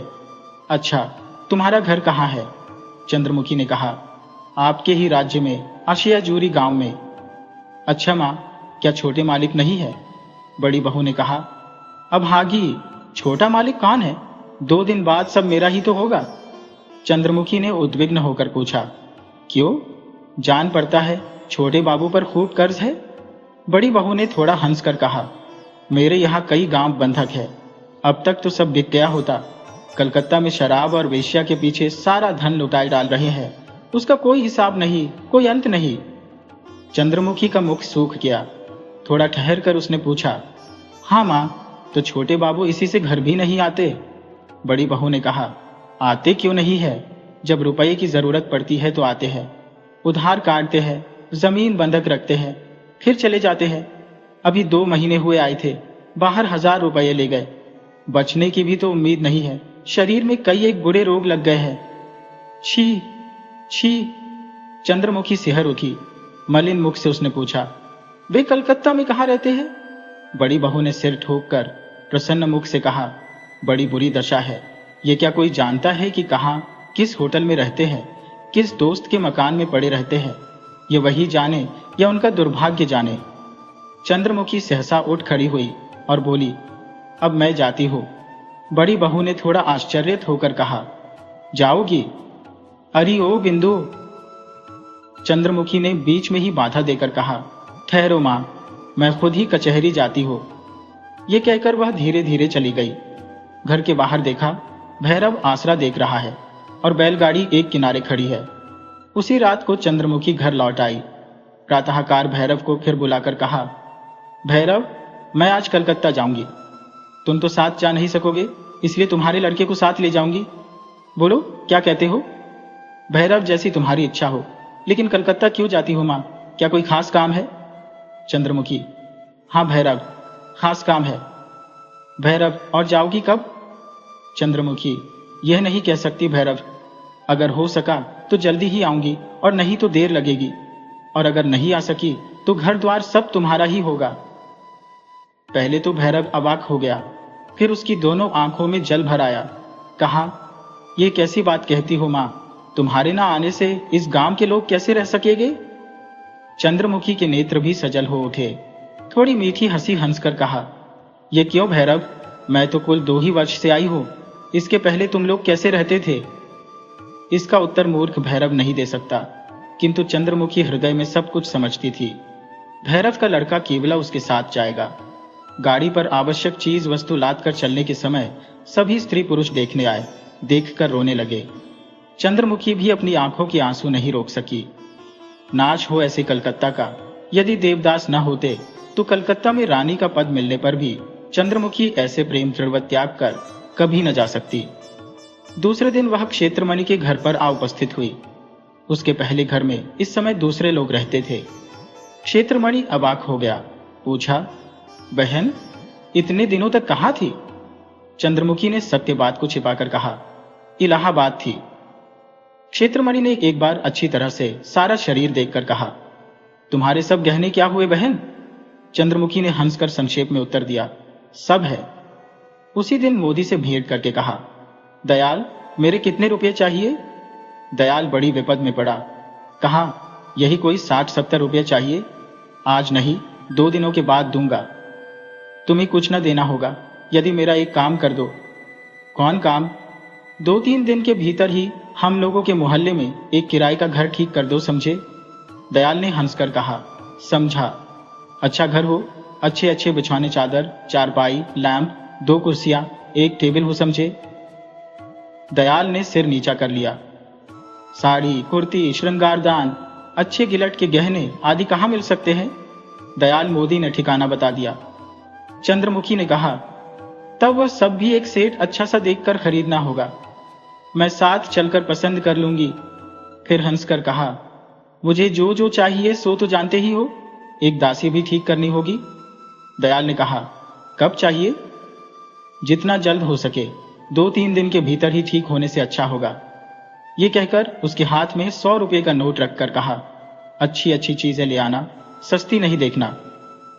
तीसरे दिन वह नए घर चली गई।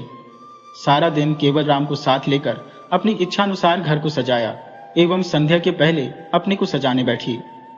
साबुन से मुंह धोया, इसके बाद पाउडर लगाया, लाल रंग से पामों को रंगा और पान खाकर होठ रंगे। फिर सारे अंगों में आभूषण धारण किए, कुर्ती और साड़ी पहनी।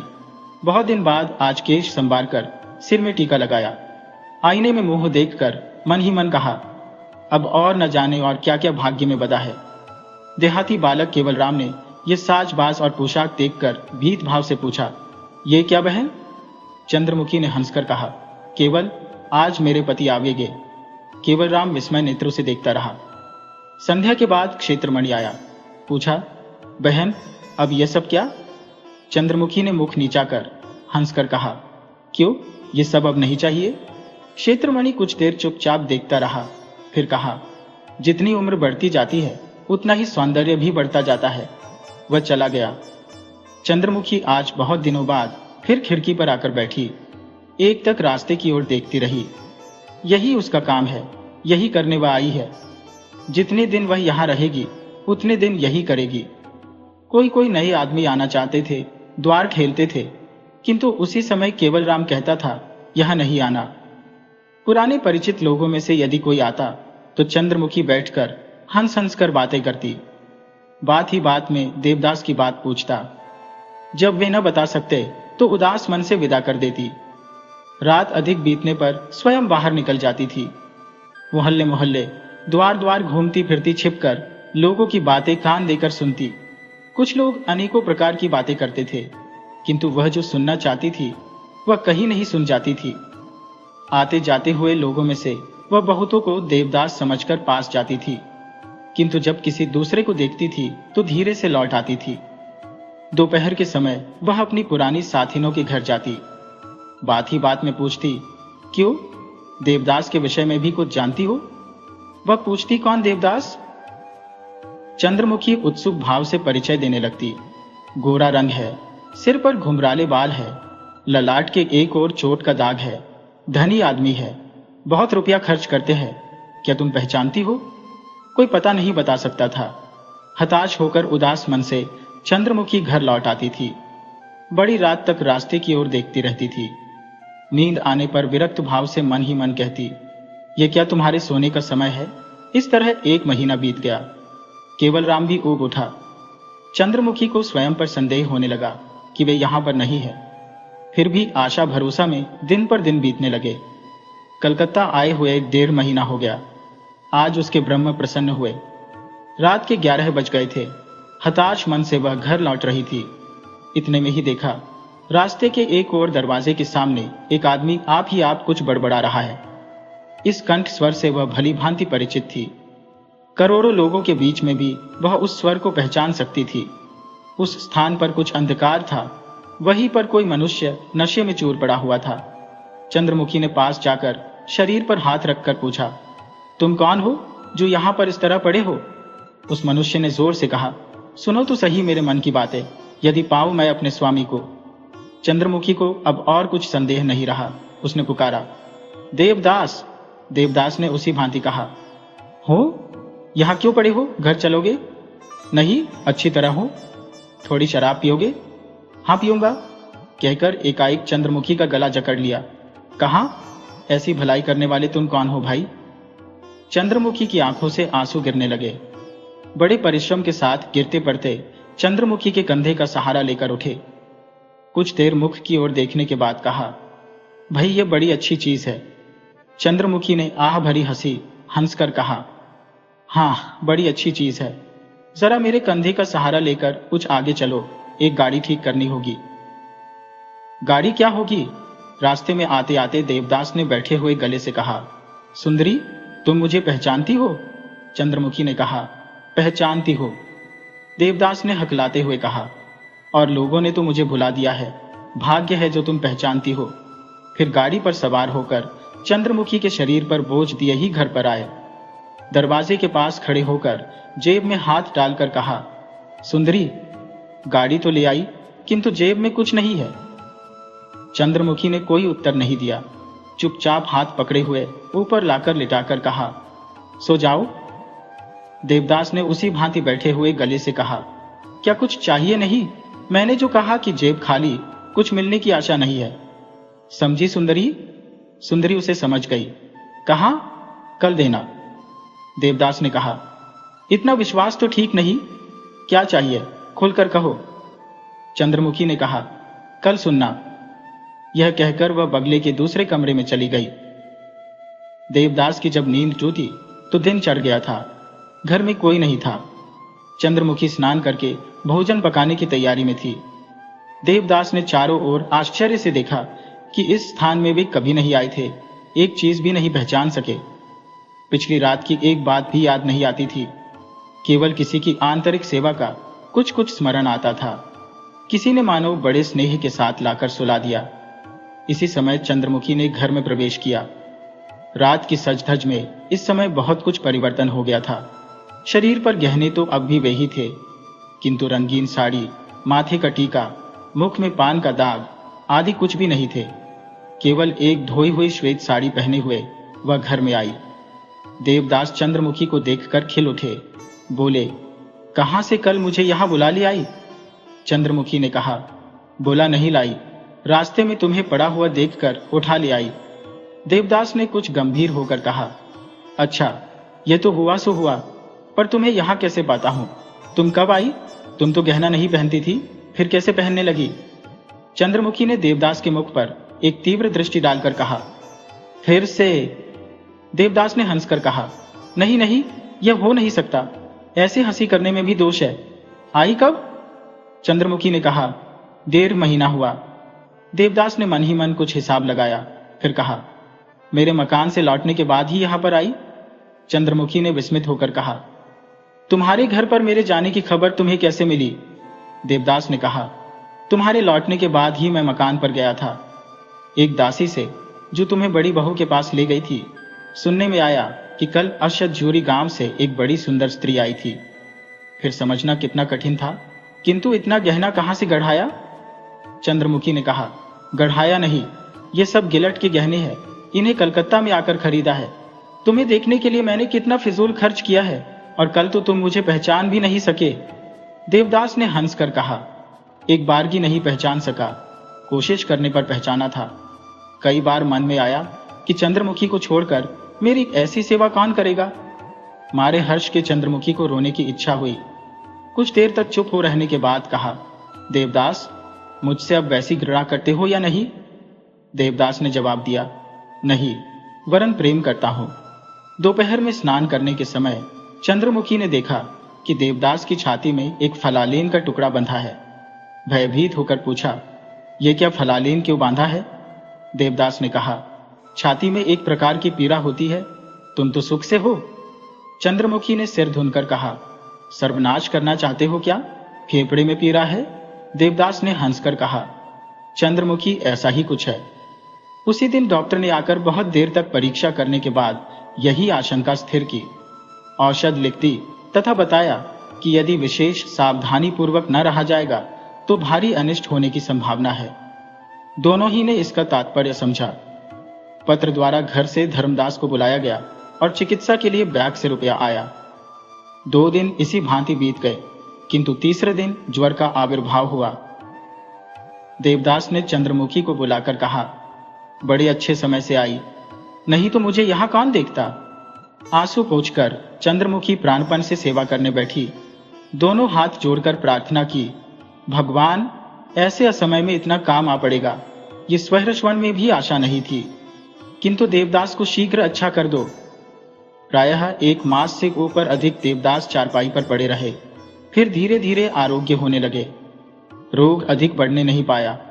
इसी समय एक दिन देवदास ने कहा, चंद्रमुखी, तुम्हारा नाम बहुत बड़ा है, पुकारने में कुछ असुविधा सी होती है, इसे थोड़ा छोटा कर देना चाहता हूं। चंद्रमुखी ने कहा, अच्छी बात है। देवदास ने कहा, आज से तुम्हें बहू कह के पुकारूंगा। चंद्रमुखी हंस पड़ी, कहा, इसे पुकारने का कोई मतलब भी होना चाहिए। क्या सभी बातों का मतलब हुआ करता है? मेरी इच्छा। यदि इच्छा ही है तो कहो, किंतु यह इच्छा कैसी, यह तो कहो। नहीं, कारण मत पूछो।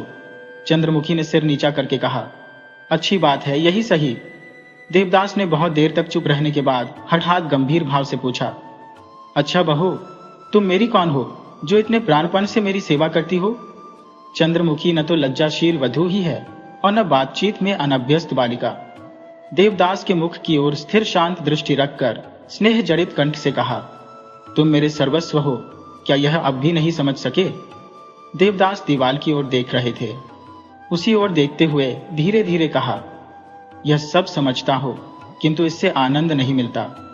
पार्वती को मैं कितना हर्ष प्यार करता था और वह भी मुझे कितना हर्ष प्यार करती थी, पर इससे अंत में मिला कष्ट ही। बहुत दुख पाने पर सोचा था कि अब कभी प्रेम के फंदे में पाँव नहीं दूंगा। जानते हुए दिया भी नहीं। परंतु तुमने ये क्या किया? जोर देकर फिर उसमें मुझे क्यों फंसाया?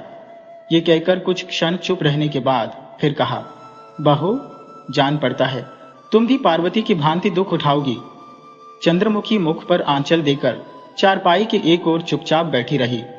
देवदास ने फिर मृदु कंठ से कहना आरंभ किया, तुम दोनों में कितनी विषमता है। एक कितनी अभिमानिनी और उद्दत है और दूसरी कितनी शांत और कितनी संयम है। वह कुछ भी नहीं सह सकती और तुम कितना सहती हो। उसका कितना यश और कितना नाम है और तुम कितनी कलंकिता हो। सभी उसे हर्ष विहार करते हैं पर तुम्हें कोई हर्ष विहार नहीं करता। फिर मैं हर्ष विहार करता हूं, कैसे करता हूं? कहकर एक दीर्घ निश्वास फेंक कर फिर कहा, पाप पुण्य के विचार करता तुम्हारा कैसा विचार करेंगे यही नहीं कह सकता, पर मृत्यु के बाद यदि मिलन होगा तो मैं तुमसे कभी दूर नहीं रहूंगा। चंद्रमुखी भीतर ही भीतर रो पड़ी। दिल बड़ा छोटा हो गया। मन ही मन प्रार्थना करने लगी, भगवान, किसी काल या किसी जन्म में अगर इस पापिष्ठा का प्रायश्चित हो जाए तो मुझे इन्हीं ही पुरस्कार में देना। 2 महीने बीत गए। देवदास आरोग्य हो गए पर अभी शरीर नहीं भरा। वायु परिवर्तन आवश्यक था। कल पश्चिम की ओर जाएंगे, साथ में केवल धर्मदास रहेगा। चंद्रमुखी ने देवदास का हाथ पकड़कर कहा, तुम्हें एक दासी भी तो चाहिए, मुझे साथ लेते चलो। देवदास ने कहा, छिए, ये क्या हो सकता है? और जो चाहे सो करो, परंतु इतनी बड़ी निर्लज्जता नहीं कर सकता। चंद्रमुखी चुप हो रही। वह अबूझ नहीं है, सब बातें सहज ही समझ गई। और जो हो, पर इस संसार में उसका सम्मान नहीं है। उसके रहने से देवदास की अच्छी सेवा होगी, सुख मिलेगा, किंतु कहीं भी सम्मान नहीं मिलेगा। आंख पोंछकर कहा, अब फिर कब देख सकूंगी? देवदास ने कहा, यहां नहीं कह सकता, चाहे कहीं भी हो, परंतु तुम्हें भूलूंगा नहीं। तुम्हें देखने की तृष्णा कभी मिटेगी नहीं। प्रणाम करके चंद्रमुखी अलग खड़ी हो गई। मन ही मन कहा, यही मेरे लिए यथेष्ट है, इससे अधिक आशा करना व्यर्थ है। जाने के समय देवदास ने चंद्रमुखी के हाथ में और 2000 रुपए रखकर कहा, इन्हें रखो। मनुष्य के शरीर का कोई विश्वास नहीं है, पीछे तुम दुख सुख में किसके आगे हाथ पसारोगी। चंद्रमुखी ने इसे भी समझा, इसी से रुपया ग्रहण कर लिया। आंसू पोंछकर पूछा, तुम एक बात मुझे बताते जाओ। देवदास ने मुख की ओर देखकर कहा, क्या? चंद्रमुखी ने कहा, बड़ी बहू तुम्हारी भाभी ने कहा था कि तुम्हारे शरीर में बुरा रोग उत्पन्न हो गया है, ये क्या सच है? प्रश्न सुनकर देवदास को दुख हुआ। कहा, बड़ी बहू सब कह सकती है, किंतु क्या तुम नहीं जानती? मेरा कौन सा भेद तुम नहीं जानती? एक विषय में तो पार्वती से भी बढ़ी हुई हो।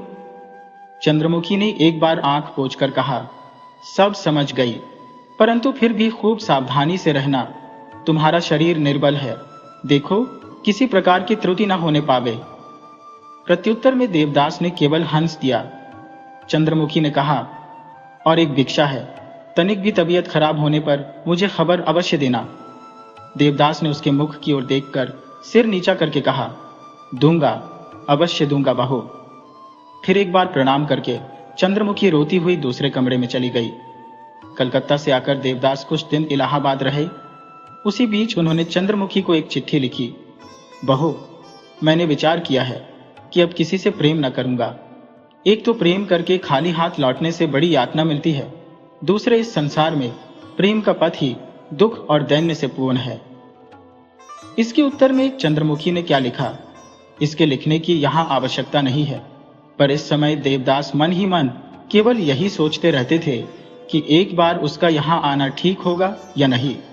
दूसरे ही क्षण सोचते नहीं, कोई काम नहीं है। यदि किसी दिन पार्वती सुन लेगी तो क्या कहेगी? इस बात ही कभी पार्वती और कभी चंद्रमुखी उनके हृदय आवास में वास करती थी, और कभी दोनों के ही सुख एक साथ उनके हृदय पट पर अंकित होते थे। हृदय ऐसा शून्य हो जाता था कि केवल एक निर्जीव अतृप्ति उनके हृदय में मिथ्या प्रतिध्वनि की भांति गूंज उठती थी। इसके बाद देवदास लाहौर चले गए। वहां चुन्नीलाल नौकरी करते थे। खबर पाकर भेंट करने के लिए आए। बहुत दिनों के बाद आज दोनों मित्र एक दूसरे को देखकर लज्जित और साथ ही सुखी हुए। फिर देवदास ने शराब पीना शुरू किया। चंद्रमुखी की छाया उनके मन में बनी हुई थी। उसने शराब का निषेध किया था। सोचते, वह कितनी बड़ी बुद्धिमती है, कैसी धीरा और शांत है, कितना उसका स्नेह है।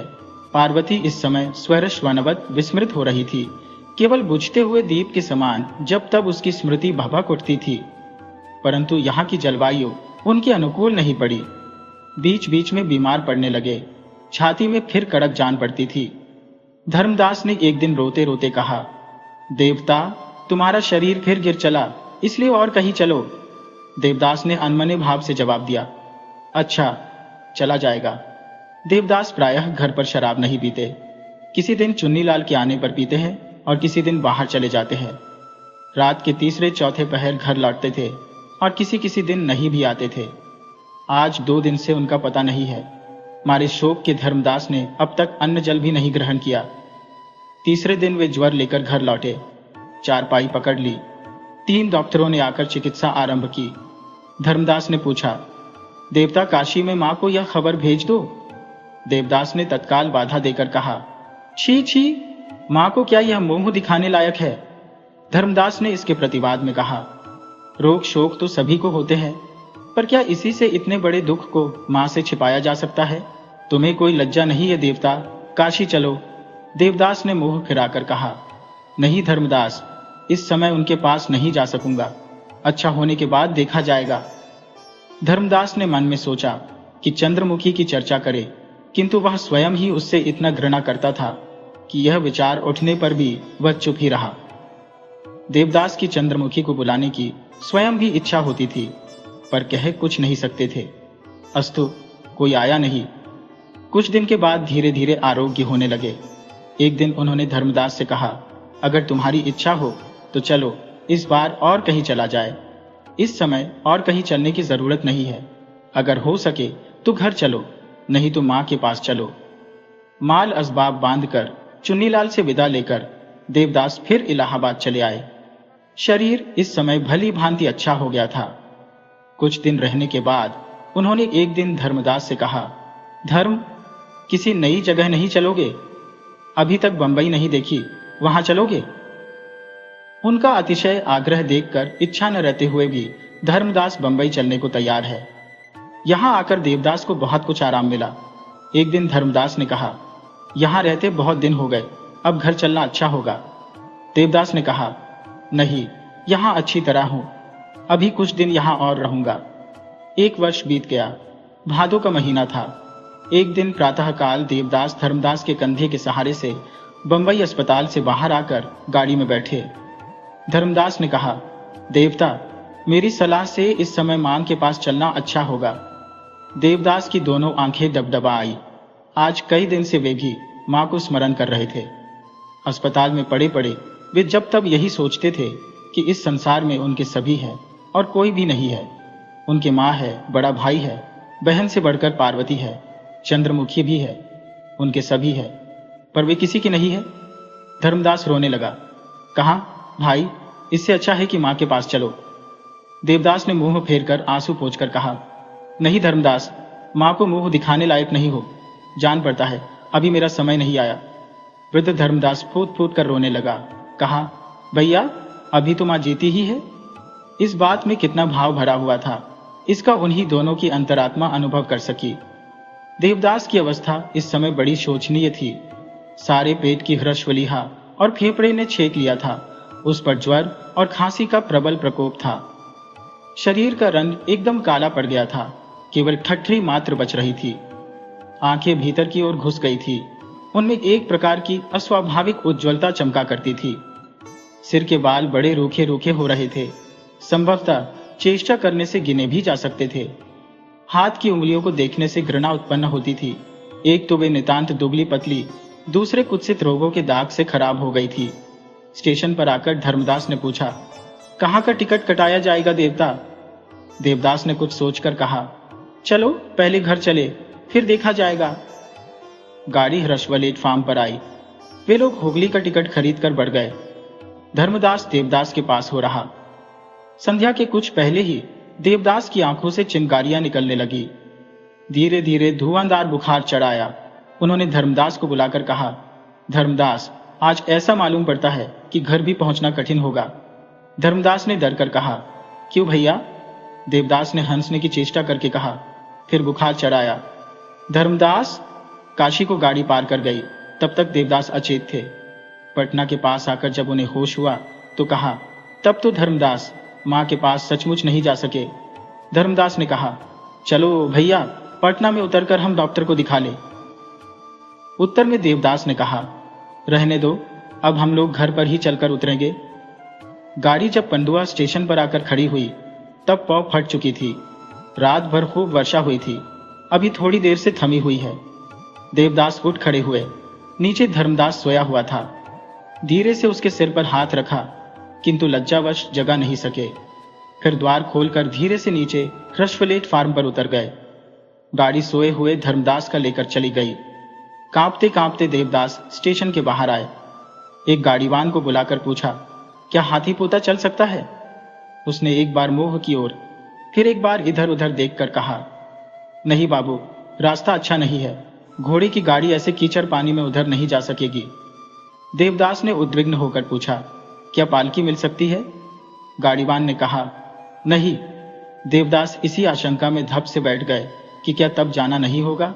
उनके मुख से उनकी अंतिम अवस्था के चिन्ह सुस्पष्ट प्रकट हो रहे थे। एक अंधा भी उसे भली भांति देख सकता था। गाड़ीवान ने दयार्द्र होकर पूछा, बाबूजी, एक बैलगाड़ी ठीक कर दे। देवदास ने पूछा, कब पहुंचूंगा? गाड़ीवान ने कहा, रास्ता अच्छा नहीं है, इससे शायद 2 दिन लग जाएंगे। देवदास ने मन ही मन हिसाब लगाने लगे कि 2 दिन जीते रहेंगे या नहीं, पर पार्वती के पास जाना जरूरी है। इस समय उनके मन में पिछले दिनों के बहुत से झूठे आचार व्यवहार और बहुत सी झूठी बातें एक एक करके स्मरण आने लगी। किंतु अंतिम दिन की इस प्रतिज्ञा को सच करना ही होगा, चाहे जिस तरह से हो, एक बार उसे दर्शन देना ही होगा। पर अब इस जीवन की अधिक मियाद बाकी नहीं है, इसी की विशेष चिंता है। देवदास जब बैलगाड़ी में बैठ गए तो उन्हें माता का ध्यान आया। वे व्याकुल होकर रो पड़े। जीवन के इस अंतिम समय में एक और स्नेहमयी पवित्र प्रतिमा की छाया दिखाई पड़ी। यह छाया चंद्रमुखी की थी, जिसे पापिष्ठा कहकर सर्वदा घृणा की। आज उसी को जननी के बगल में गौरवमयी आसन पर आसीन देख उनकी आंखों से झरझर जल झरने लगा। अब इस जीवन में उससे फिर कभी भेंट नहीं होगी, और तो क्या, वह बहुत दिन तक उनके विषय में कोई खबर तक न पाएगी। तब भी पार्वती के पास चलना होगा। देवदास ने प्रतिज्ञा की थी कि एक बार वे और भेंट करेंगे। आज उस प्रतिज्ञा को पूर्ण करना होगा। रास्ता अच्छा नहीं है। वर्षा के कारण कहीं कहीं जल जमा हो गया है और कहीं अगलब गल की पगडंडी कटकर गिर पड़ी है। सारा रास्ता कीचड़ से भरा हुआ है। बैलगाड़ी हचक हचक कर चलती है। कहीं उतरकर चक्का ठेलना पड़ता है, कहीं बैलों को बेरहमी के साथ मारना पड़ता है। चाहे जिस तरह से हो, ये 16 कोस का रास्ता तय करना ही होगा। हर हर करके ठंडी हवा बह रही थी। आज भी उन्हें संध्या के बाद विषम ज्वर चढ़ाया। उन्होंने डरकर पूछा, गाड़ीवान, और कितना चलना होगा? गाड़ीवान ने जवाब दिया, बाबू, अभी 8-10 कोस और चलना है। जल्दी से चलो, तुम्हें अच्छा इनाम मिलेगा। सेब में 100 रुपए का नोट था। उसी को दिखलाकर कहा, जल्दी चलो, 100 रुपए इनाम दूंगा। इसके बाद कब और किस भांति सारी रात बीत गई, देवदास को इसकी खबर नहीं। बराबर अचेत रहे। सुबह जब ज्ञान हुआ तो कहा, अरे अभी कितनी दूर है? क्या इस रास्ते का अंत नहीं होगा? गाड़ीवान ने कहा, अभी 6 कोस है। देवदास ने एक गहरी सांस लेकर कहा, जरा जल्दी चलो, अब समय नहीं है। गाड़ीवान इसे समझ न सका, किंतु नए उत्साह से बैलों को ठोक ठाक कर और गाली गलौज देकर हाँकने लगा।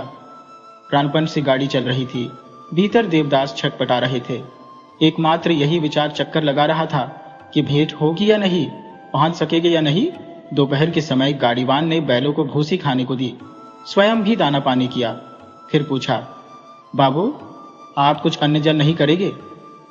नहीं, बड़ी हृष्टव्यास लगी है, थोड़ा पानी दे सकते हो? उसने पास की पोखरी से पानी ला दिया। आज संध्या के बाद बुखार के साथ देवदास की नाक की राह बूंद बूंद खून गिरने लगा। उन्होंने भरजोर नाक को दबाया। फिर मालूम हुआ कि दांत के पास से खून बाहर आ रहा है। सांस लेने में भी कष्ट होने लगा। हांफते हांफते कहा, और कितनी दूर? गाड़ीवान ने कहा, 2 कोस और है। रात को 10 बजे पहुंचेंगे। देवदास ने बड़े कष्ट के साथ रास्ते की ओर देखकर कहा, भगवान। गाड़ीवान ने पूछा, बाबू कैसी तबीयत है? देवदास इस बात का जवाब नहीं दे सके। गाड़ी चलने लगी पर 10 बजे नहीं पहुंची। लगभग 12 बजे रात को गाड़ी हाथी पोता के जमींदार के मकान के सामने पीपल के पेड़ के नीचे आकर खड़ी हुई। गाड़ीवान ने बुलाकर कहा, बाबू नीचे उतरिए। कोई उत्तर नहीं मिला। तब उसने डर कर मुंह के पास दिया लाकर देखा। कहा, बाबू क्या सो गए हैं? देवदास देख रहे थे। होठ हिलाकर कुछ कहा किंतु कोई शब्द नहीं हुआ। गाड़ीवान ने फिर बुलाया, बाबू।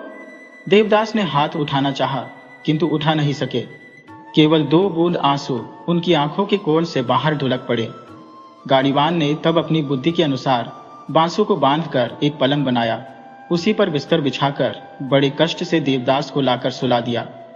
बाहर एक मनुष्य भी दिखाई नहीं पड़ता था। जमींदार के घर में सब लोग सो रहे थे। देवदास ने अपनी जेब से बड़े कष्ट से 100 रुपए का एक नोट बाहर निकाला।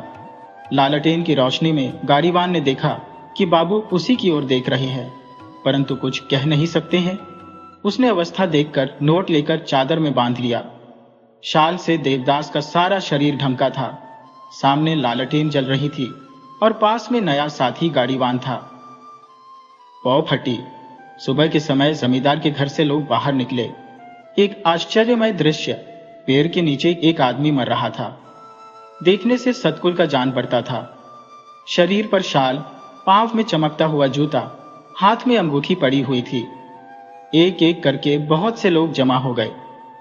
क्रम से भुवन बाबू के कान तक ये बात पहुंची। वे डॉक्टर को साथ लेकर स्वयं आए। देवदास ने सबकी ओर देखा किंतु उनका कंठ रुद्ध हो गया था। एक बात भी नहीं कह सके, केवल आंखों से जल बहता रहा। गाड़ीवान जो कुछ जानता था कह सुनाया, परंतु उससे कुछ विशेष बातें नहीं मालूम हुई। डॉक्टर ने कहा, ऊर्ध्व श्वास चल रहा है, अब शीघ्र ही मृत्यु होगी। सबने कहा, आह। घर में ऊपर बैठी हुई पार्वती ने यह दयनीय कहानी सुनकर कहा, आह। किसी एक आदमी ने तरस खाकर 2 बूंद जल और तुलसी की पत्ती मुंह में छोड़ दी। देवदास ने एक बार उसकी ओर करुण दृष्टि से देखा, फिर आंखें मूंद ली। कुछ क्षण सांस चलती रही, फिर सर्वदा के लिए सब शांत हो गया। अब कौन दाह कर्म करेगा, कौन छुएगा, कौन जाती है, आदि विविध प्रश्नों को लेकर तर्क वितर्क होने लगा। भुवन बाबू के पास के पुलिस स्टेशन में इसकी खबर दी। इंस्पेक्टर आकर जांच पड़ताल करने लगे। ह्रस्वलिहा और फेफड़े के बढ़ने के कारण मृत्यु हुई है। नाक और मुख में खून के दाग लगे हैं। जेब से 2 पत्र निकले। एक ताल सोनापुर के द्विजदास मुखोपाध्याय ने बंबई के देवदास को लिखा था कि रुपये का इस समय प्रबंध नहीं हो सकता, और एक काशी से हरिमती देवी ने उक्त देवदास को लिखा था कि कैसे हो। बाएं हाथ में अंग्रेजी में नाम का पहला अक्षर गुदा हुआ था। इंस्पेक्टर ने निश्चित करके कहा, यह मनुष्य देवदास है। हाथ में नीलम की अंगूठी थी। दाम अंदाजन 150 था। शरीर पर एक जोड़ा शाल था। दाम अंदाजन 200 था। कोट, कमीज, धोती आदि सब लिखे गए। चौधरी और महेंद्रनाथ दोनों ही वहां पर उपस्थित थे। ताल सोनापुर का नाम सुनकर महेंद्र ने कहा, छोटी मां के मायके के तो नहीं? चौधरी जी ने तुरंत बात काट कर कहा, वह क्या यहां पर शिनाख्त करने आवेगी? दारोगा साहब ने हंसकर कहा, कुछ पागल तो नहीं हो? ब्राह्मण का मृतदेह होने पर भी दाम के किसी ने स्पर्श करना स्वीकार नहीं किया, अतएव चांडाल आकर बांध लगाए। फिर किसी सूखे हुए पोखरे के किनारे आधे झुलसे हुए शरीर को फेंक दिया। कौवे और गिद्ध उस पर आकर बैठ गए। सियार और कुत्ते परस्पर कलह में प्रवृत्त हुए। तब भी जिस किसी ने सुना, कहा, आह। दास दासी भी जहां तहां भी उसकी चर्चा करने लगे। कोई बड़े आदमी थे। 200 रुपए का शाल, 150 रुपए की अंगूठी सब दारोगा के पास जमा है। 2 चिट्ठी थी, वे भी उन्हीं लोगों ने रख ली है। ये सब समाचार पार्वती के कान तक भी पहुंचे, किंतु वह आजकल बड़ी अनमनी रहती है, किसी विषय पर विशेष ध्यान नहीं देती। अस्तु इस व्यापार के विषय में भी कुछ ठीक नहीं समझ सकी, पर जब सभी के मुख पर इस चर्चा को पाया तो पार्वती ने भी इसके विषय में कुछ विशेष जानने की इच्छा से एक दासी से पूछा, क्या हुआ है, कौन मरा है? दासी ने कहा, ये कोई नहीं जानता मां।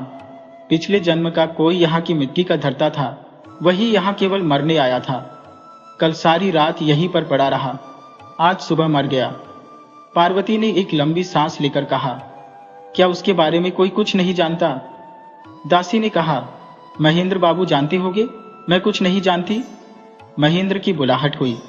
उन्होंने कहा, तुम्हारे देश के देवदास मुखोपाध्याय थे।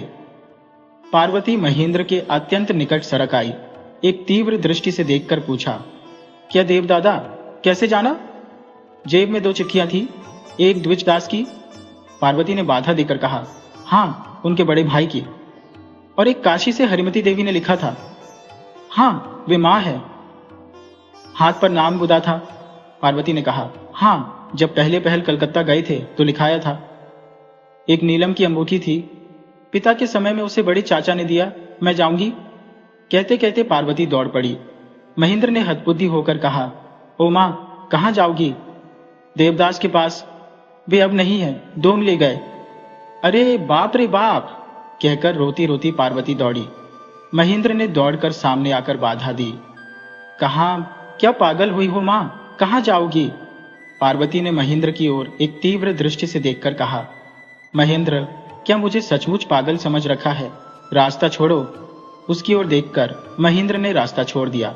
चुपचाप पीछे पीछे चलने लगा। बाहर तब भी नायब गुमाश्ता आदि काम कर रहे थे। वे लोग देखने लगे। चौधरी जी ने चश्मा लगाकर पूछा, कौन जा रहा है? महेंद्र ने कहा, छोटी मां। ये क्यों? कहां जाती है? महेंद्र ने कहा, देवदास को देखने। भुवन चौधरी ने चिल्लाकर कहा, तुम सभी की बुद्धि मारी गई है। पकड़ो पकड़ो, पकड़कर उसे ले आओ। सब पागल हो गए। ओ महेंद्र, जल्दी करो, दौड़ो। इसके बाद नौकर नौकरानियों ने मिलकर पार्वती को पकड़ा और उसकी मूर्छित देह को भीतर ले गए। दूसरे दिन उसकी मूर्छा टूटी, पर उसने कोई बात नहीं कही। केवल एक दासी को बुलाकर पूछा रात को वे आते थे या नहीं। सारी रात। इसके बाद पार्वती चुप हो रही। अब इतने दिनों बाद पार्वती का क्या हुआ, वह कैसी है, ये हम नहीं जानते। जानने की इच्छा भी नहीं होती। केवल देवदास के लिए हृदय बहुत क्षुब्ध रहता है। आप लोगों में से भी जो कहानी को पढ़ेंगे, संभवतः मेरे ही समान क्षुब्ध हो गए।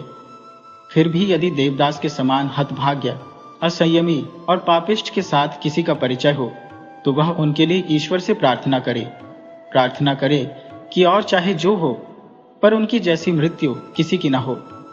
मृत्यु होने में कोई हानि नहीं है, किंतु उस समय एक स्नेहमयी हाथ का स्पर्श सिर पर अवश्य रहे।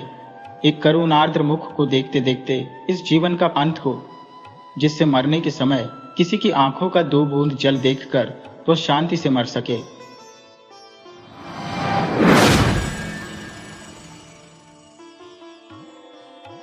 वीडियो अच्छी लगे हो तो इसे लाइक करें और ऐसी ही मज़ेदार कहानियों के लिए चैनल को सब्सक्राइब करें और बेल आइकन दबाएं। ज़्यादा से ज़्यादा अपने दोस्तों को शेयर करें। धन्यवाद।